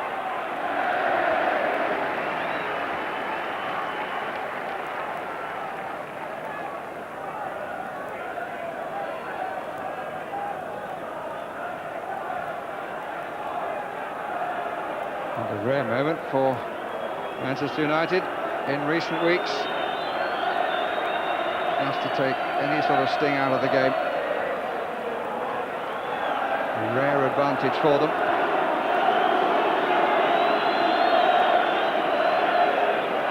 No manager should be judged on one match, but it might be a result this which could transform United's season if it remains at 1-0.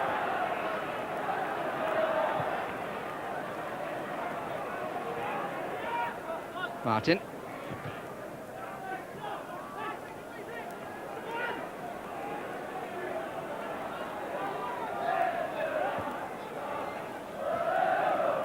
Forest crowd has gone a bit quiet too. Beardsmore took it well. Hodge just away from Blackmore. Robbins was the player who went into the 6-yard box. Nobody really came behind him. This is Parker, carrying in the mud, and was tripped as well. Charles.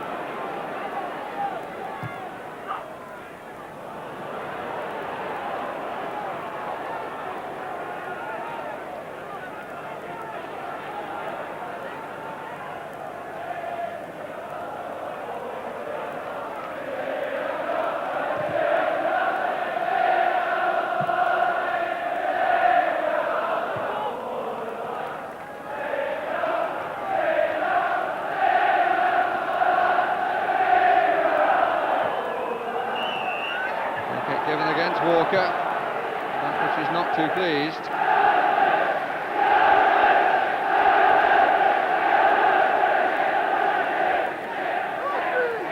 Anderson starts to go forward. McClare with about 10 or 15 yards to move into.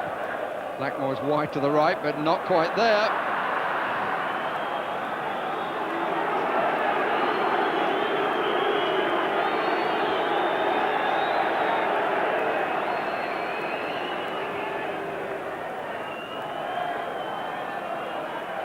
Referee wanting a word with Blackmore.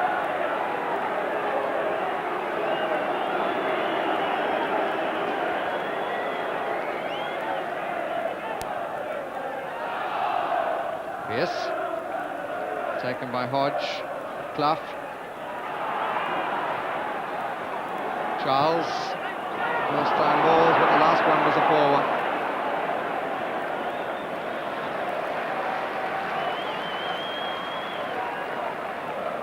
One small tactical switch. Looks like Gary Crosby is going to have a spell over on the right wing, and Orlickson gone wide on the left, just to give it a little bit of variation. Certainly a change was needed somewhere on the pitch. That's the other number 7, Beardsmore. Martin. Hughes. Into the gap again for Robbins. Quite as well as the previous occasion, and the goal came. Clough, it's more like his control, and that's Hodge.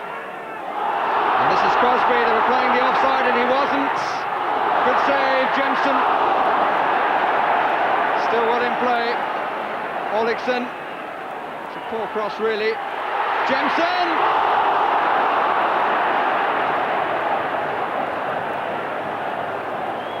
Well, they survive. Crosby catching the United back. Now look for Anderson here. He'll put his hand up in a minute and claim for offside. And clearly Crosby wasn't.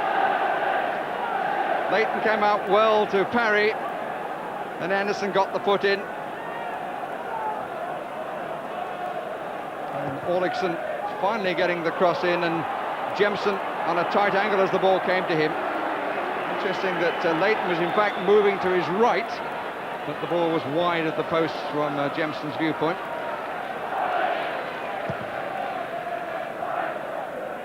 Into the last quarter of an hour. One goal between the teams, scored for Robins by Manchester United, for Manchester United. And if it stays that way, it will put the name of Manchester United in the draw for the fourth round, which will follow this contest live here on Match of the Day. Here's Pallister. Looked very confident. To say that one England front player said to me that this fellow Pallister is the best ball-playing defender who'd played in the England team during his time there. The price tag on him certainly weighed heavily on his shoulders. £2.3 million. There's a lot to play for a developing player. He's had a good game today, and one or two recently, in spite of the results. Anderson.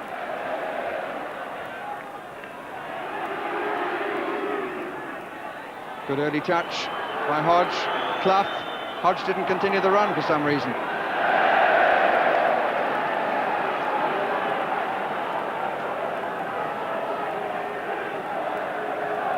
Cosby comes back across the area, currently in the centre-forward position. Room for the cross for Pearce. Goal kick.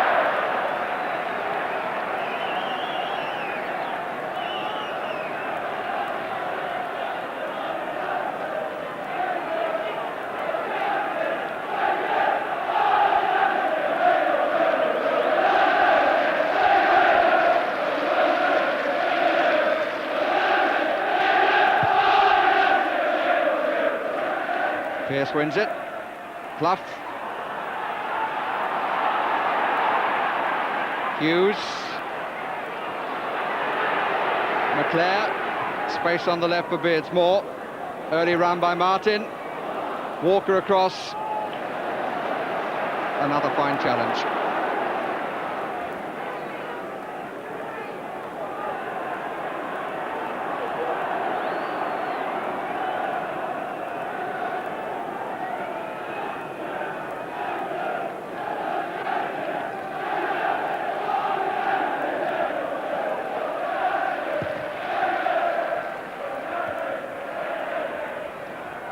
Equaliser for Charlton Athletic at Selhurst Park by Andy Jones. 81 minutes. So 9 minutes left there at 1-1.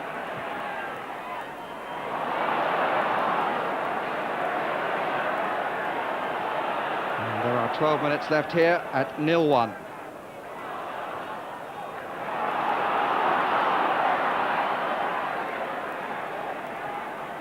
Clough.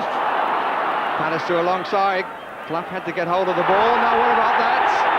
Clough appeals, the crowd appeal. Mr. Shapter looks in and walks away. Clough trying to get his foot round the ball to shield it from Pallister, because if he was going to go on, Pallister was always going to make the tackle. Clough had certainly fallen first, but the second challenge was a bit difficult, but I think the referee was right. I think it was a good decision, and one of those situations where, you know, Nigel Clough, just an extra yard or two of pace, it would make such a difference to his all-round play. Jemson. Hodge. It was a bit slow. That has often been the case. The ball has not been pushed around at pace the way that Forest can do it with the likes of Hodge and Jemson recently. It's a corner.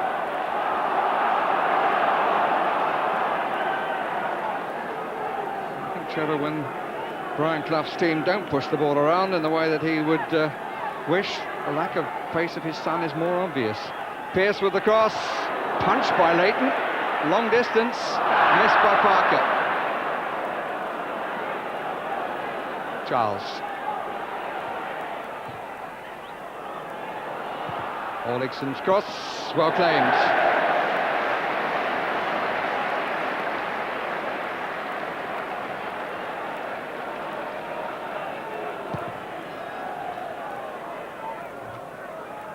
The right foot there belonged to the manager, and I bet it's itching. He scored almost as many goals as matches he played, Brian Clough. His team desperately in need of a goal from somebody here. Otherwise, yet again, he won't make it in the FA Cup. Here's Charles. Got deflected and is well claimed again. That's what they brought Gary Charles on, to make those forward runs in front of Orlickson, who's back on the right now. And Gary Crosby, though, is one of those in the middle playing up alongside Nigel Clough, but they're not particularly tall, so the crosses have got to be whipped in along the ground. Pierce. Jemson.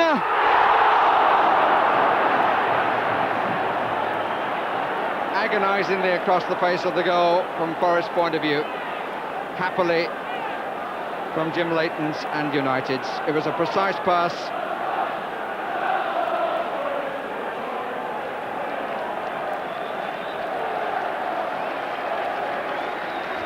Good ball from Pierce. Viv Anderson tucked inside, just called out a little bit, just pulls his shot a little bit, bobbles agonisingly.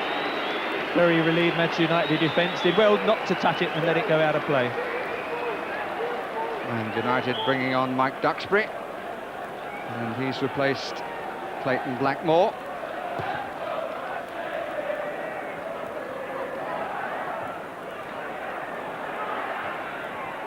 So a totally defensive player, really. Although he's taken the position on the right side, roughly where Blackmore was. Ball was out. As much as anything, I think they want Duxbury to make sure Stuart Pearce doesn't make one or two of the forward runs he's starting to do late on in the game. Just wondering, Trevor, whether Pearce will be pushed up front to give the sort of aggression that Hughes has supplied. They do lack that little bit of aggression. I thought they might bring on Terry Wilson and push Hodge up, but at the moment, still no movement from the bench. It's a Forest ball.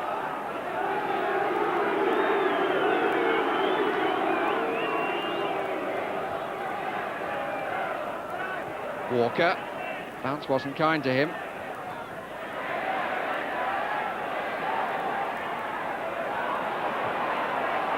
Space for Hodge. Bruce trying to get across Jemson. And Bruce did enough by his sheer physique.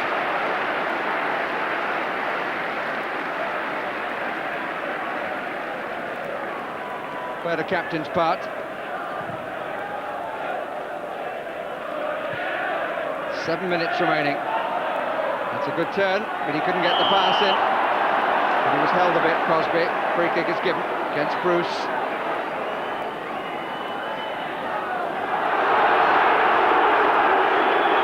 Booze because the ball was kicked away.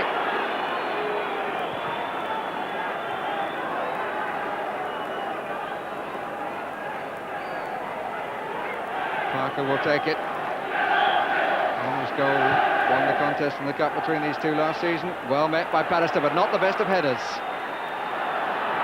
Fell kindly, and he didn't quite run from his own half, Mark Robbins.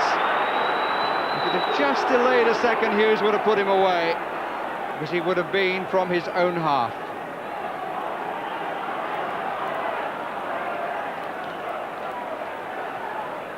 Hodge. Given away to Pallister.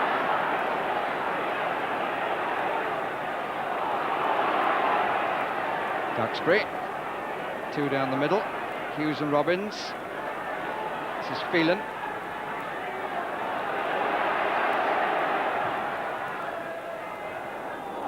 Met by Chettle. All the dwelling on the ball by Parker. This is Charles. Not the best of fortune with his passes. Charles has given away possession much too often. It's a trace for the Icelander. Go back a bit, says Bruce to Jim Leighton.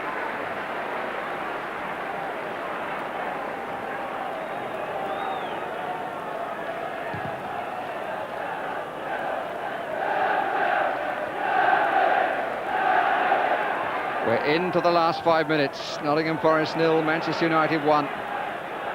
Mark Robbins, the scorer of the goal in the 56th minute. Good recovery by Bruce.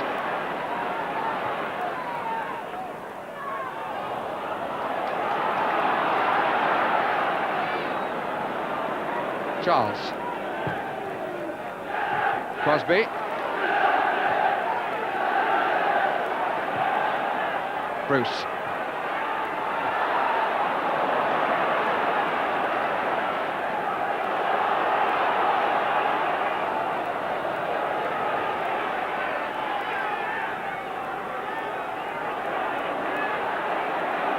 Anderson. Phelan. Martin is free on the left side. Another minute has ticked away. It's all over at Port Vale, so there will be a replay between Port Vale and Derby County.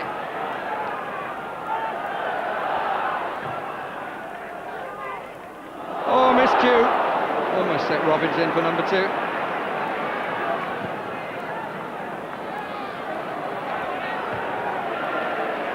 Hodge. Jemson.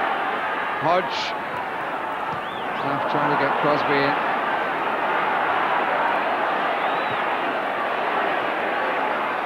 Parker. Hughes, who came back to claim it. Walker. Charles. Crosby. Free kick. Challenge from behind on Crosby. It's an unfair physical contest, that. And the gambler makes the last throw of the dice. Terry Wilson being brought on by Brian Clough. 3 minutes left. Well, 2 of the matches this afternoon have ended 1-1. Leighton. Jemson! And maybe this one will too. No! The referee is going to disallow it. But he's certainly being surrounded by United players, and a free kick has been given.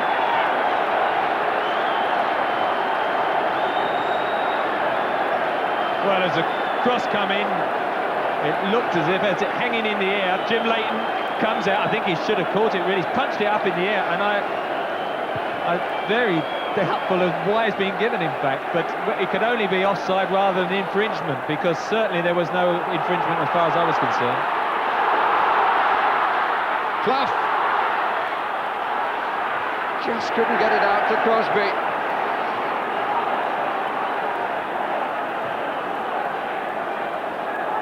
Charles. Wilson. Beautifully done, Crosby.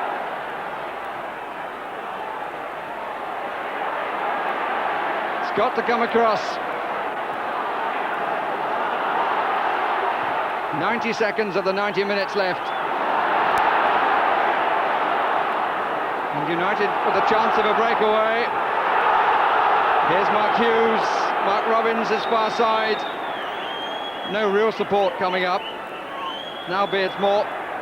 Possession is probably more important to United.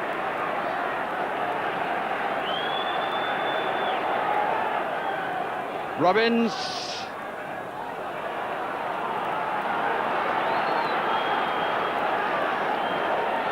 Sutton anxious to get it forward, as Forrest a few seconds ago came so close. I just wonder whether there was a push here by Terry Wilson, and whether that's the reason, but wasn't the best of goalkeeping.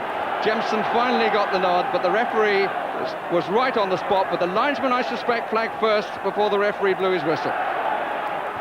He's definitely reacted to the linesman's flag for offside. Whether they were interfering with play, I think the arguments will go on for that one rather a long time. Hughes. Yes, I agree with you, because it took so long before the flag went up. Must have been for the offside.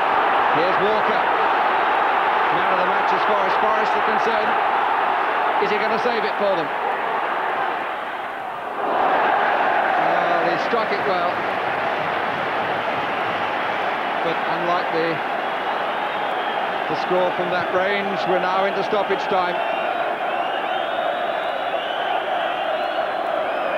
Charles. Wilson. Free kick has been given.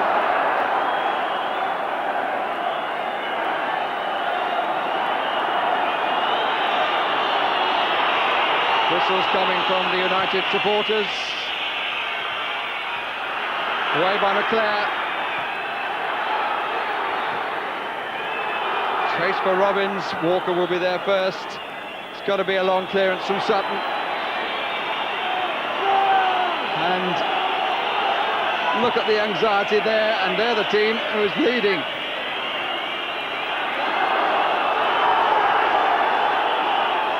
Throw is given the other way.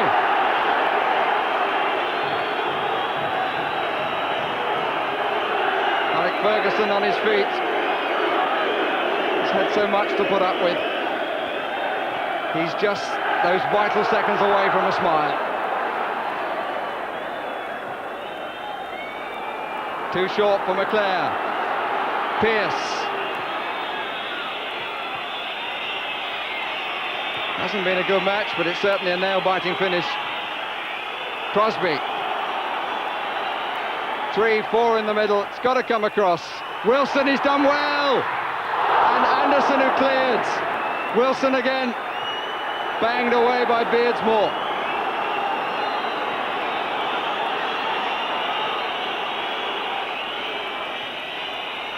Wilson once more. Can't help feeling that Brian Clough will regret not having put him on earlier. Chettle. Anderson again. Robbins. Gave away possession.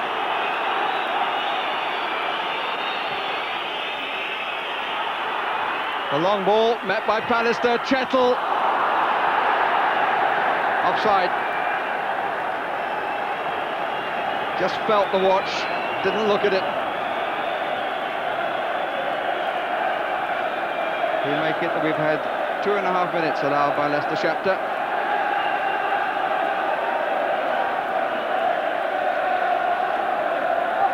Oof. A bit too close for comfort.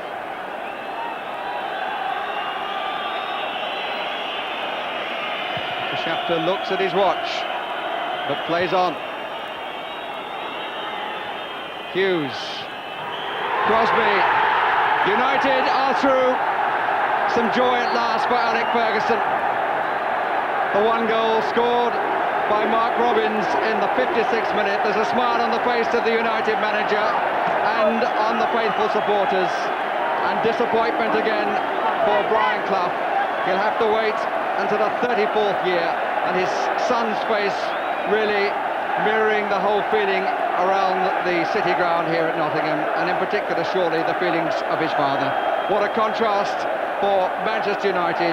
After so many problems, at least they've won this crunch match and go through to the 4th round, winning by 1 goal to nothing. Steve Bruce goes off as the winning captain. So United's season remains very much alive. I think they consider themselves very much the unlucky party when the two clubs met last season. Yeah. This time there was a stroke of luck about that victory. What did you make about that disallowed effort towards the end there? Well, first of all, I'm very pleased to see Manchester United. But this is the decision now. The ball goes up in the air. Young Wilson, who's come on, makes the jump. You see, he's trying to get past Bruce there, and in doing so puts his hands on his back. That was right at the start of that incident. Nothing happens now that's untoward. They're both going for the ball. But I think the linesman who spotted it, Leicester Shapter, was right on the... You see, both of them were in a good position to see it, but Leicester Shapter allowed the linesman really to make the decision from farther away. But I'm not grumbling about that. I mean, it's one of those that was very tight and could have gone either way. Oh, the decision was offside, and you can see that quite clearly. You know, that there is... well, who's going to be offside there in that situation? It must be. I wonder if we have just Wilson. one quick look at that again, just to see when the ball was played, just to clear it up finally, if that would be a possibility. Well, I tell you, well, we can't just for the second, but it was a poor punch by Leighton in the first place, wasn't it? That created the trouble. It wasn't a good punch, but what excitement to finish a game that took a long while to come to the boil, wasn't it? I mean, it really was. The last 15 minutes was magnificent. More from us later. We've got the draw coming up live now from Lancaster Gate, and Manchester United are in that draw at number 19. Over to you, Bob Wilson. Thank you, Des. Welcome to the home of the Football Association. 30 seconds to that draw. Let me just give you a few other numbers of interest. The one non-league survivor, Darlington, who replay against Cambridge on Tuesday. They're number 9. 4th Division Torquay, 1-0 victors over West Ham, number 11. Northampton Division 3, 1-0 winners against Coventry. Their number is 23. OK, here it comes. The draw for the 4th round is in the hands of the Chief Executive, Mr. Graham Kelly. Graham. Thank you. Good afternoon. The home teams will be drawn by Mr. Ernest Brown, the chairman of the FA Challenge Cup Committee, and the away teams by Mr. Bert Millerchip, the chairman of the FA. Mr. Brown.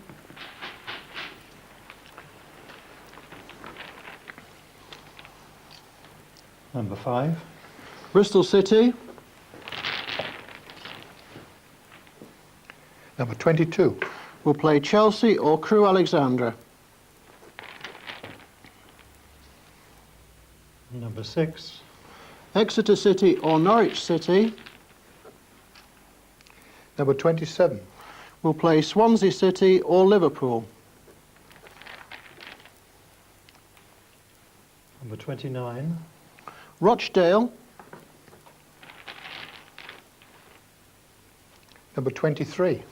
Will play Northampton Town. 15. Blackburn Rovers or Aston Villa. Number 8. Against Port Vale or Derby County.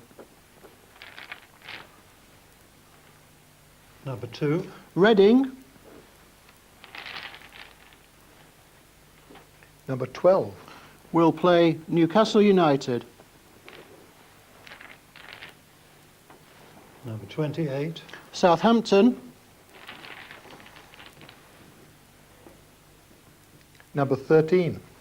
Will play Oxford United.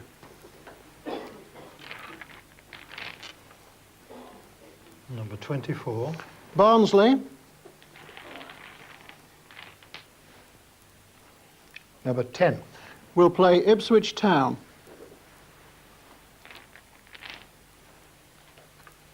Number 25. Hereford United. Number 19. Against Manchester United.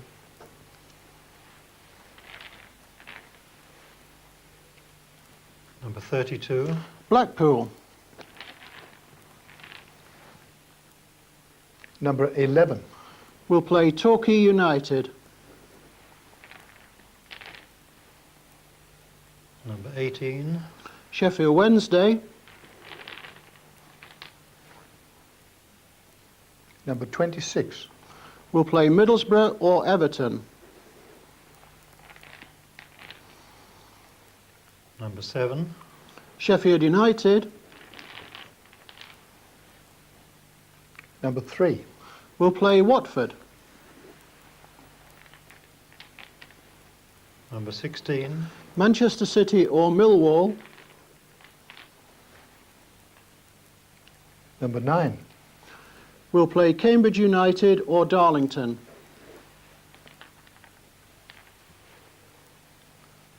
Number 20. Birmingham City or Oldham Athletic. Number 4. Will play Brighton and Hove Albion.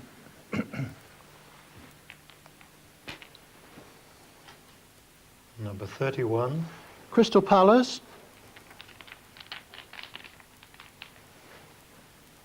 Number 21. Will play Huddersfield Town.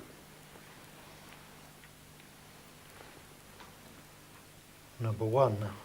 Arsenal.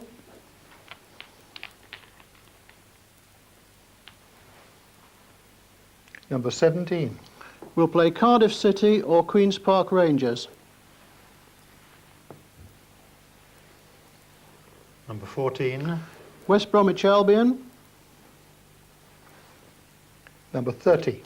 Will play Charlton Athletic or Bradford City. That concludes the draw. Plenty for match of the day to think about for the weekend of January 27th and 28th. Yes, thank you very much, Graham. 4 ties there that I think caught my eye particularly. Exeter or Norwich versus Swansea or Liverpool. That's the possibility, of course, if the First Division teams get through. Norwich against Liverpool. Hereford against Man United. What a lovely draw for Hereford there. Sheffield United against Watford. That's a super tie for Dave Bassett, who, of course, was at Watford, didn't have a very good time. Now manager of Sheffield United, going well. And Arsenal against Cardiff City or QPR. That's the possibility of QPR win their replay of Don Howe against the club that he used to manage. Well, those are some of the highlights of this 4th round draw. Let's now go back to Des Lynam at the City Ground, Nottingham. Thanks very much, Bob. Let's have some reaction to the draw and to the match now from the goal scorer here today, Mark Robbins. Brian Robson's there as well with Tony Gubber. Well, first of all, a reaction to that draw. It's actually Hereford United away for Manchester United. Brian, how do you feel about that? Well, I mean, it's always nice to get a home draw in the cup, but in saying that, on paper it looks an easier one than Forest here. But you never know when you go to these lower league clubs. You know, it's a cup final for them, and they're always difficult games. Sure. In the way United perform against teams like Liverpool and in do-or-die cup matches like this, you might have preferred a bigger opposition, really. Well, I think what you've got to look for is the same attitude as the lads showed today. And if we played like that every week, then we wouldn't be so inconsistent. Amazing that there should be a controversial refereeing decision in this match, as there was in the quarter-final at Old Trafford last season. But let's talk to the goal scorer today, Mark Robbins. Great game for you. Only your 5th match today, wasn't it? That's right, yeah. It's only my 2nd game in the cup. I played against QPR last year. I'm delighted that I've got the chance to play. Yeah. Tell us about the goal. I didn't remember much of it, but Matt Hughes, it was like Lee Martin. Lee Martin's played a good ball to Matt Hughes, and he's got it, and he's turned and he's played a great ball in behind the defence, and it just came to me, and just managed to get my head on it. And it's gone in. I'm delighted with it. And we can look at that again from a different angle, and as we do, Brian, perhaps you can just underline for us how important a goal like that is in Manchester United's season, because it keeps it alive. Well, to our club it means about 200,000, I think, with the way the fans travel about with us. But no, I mean, Mark's took his chance well. He's played a couple of games now and he's scored a few goals. And not just his goal though, but his overall play. You know, he's bringing people into the game. And hopefully you'll be fit for the 4th round. I'm hoping so. Smashing. Thanks very much indeed. Well, he had a super game, and Mark Hughes' pass to him was a fabulous pass as well. But, Jimmy, what about that disallowed goal? Let's have another look at it, because we need to have another look at it. I'm dying to have another look. I know that both officials were absolutely on the spot there, and if anybody should spot an offence, it was them. Let's look with a view to offside in mind, because that's what's suggested is the reason it was disallowed. The ball goes up in the air. Is there an offside at that point? Yes, now there is an offside. Well done, the linesman. It's cleared it up for us nicely at the end of the day. I think it's Gary Crosby out there, was it? Oh, no, he hasn't given it at that point, so we'll have to forgive the linesman for that. Well, what happens now? Still not flagging. You see, he flags there. At the end of that, we can only say that's a decision that is going to mystify us as long as football lasts. Well, but it's fair that it goes in Manchester United's favour, because they had the wrong end of it last time. It almost looked as though there was an offside earlier where there was no flag. There was an offside earlier which he missed, but in the end, somehow they got it right. Yeah, anyway, great victory for Manchester United. Were they worthy of victors, do you think? I think they were, although Forest missed some chances in the second half. Young Jemson missed a couple. That shows how you can go up and down in this game. Hero last weekend, you know, and the one who didn't do it this weekend. Yeah. But if they use that result to rebuild the future of Manchester United, you know, to the past glories, that will be wonderful. And I think we both agree that perhaps the man of the match was Des Walker today. Tremendous game. A fabulous game on the losing side there. You can see replays in Sports Night on Wednesday night. Hope you've enjoyed our coverage from the City Ground today. Manchester United are through.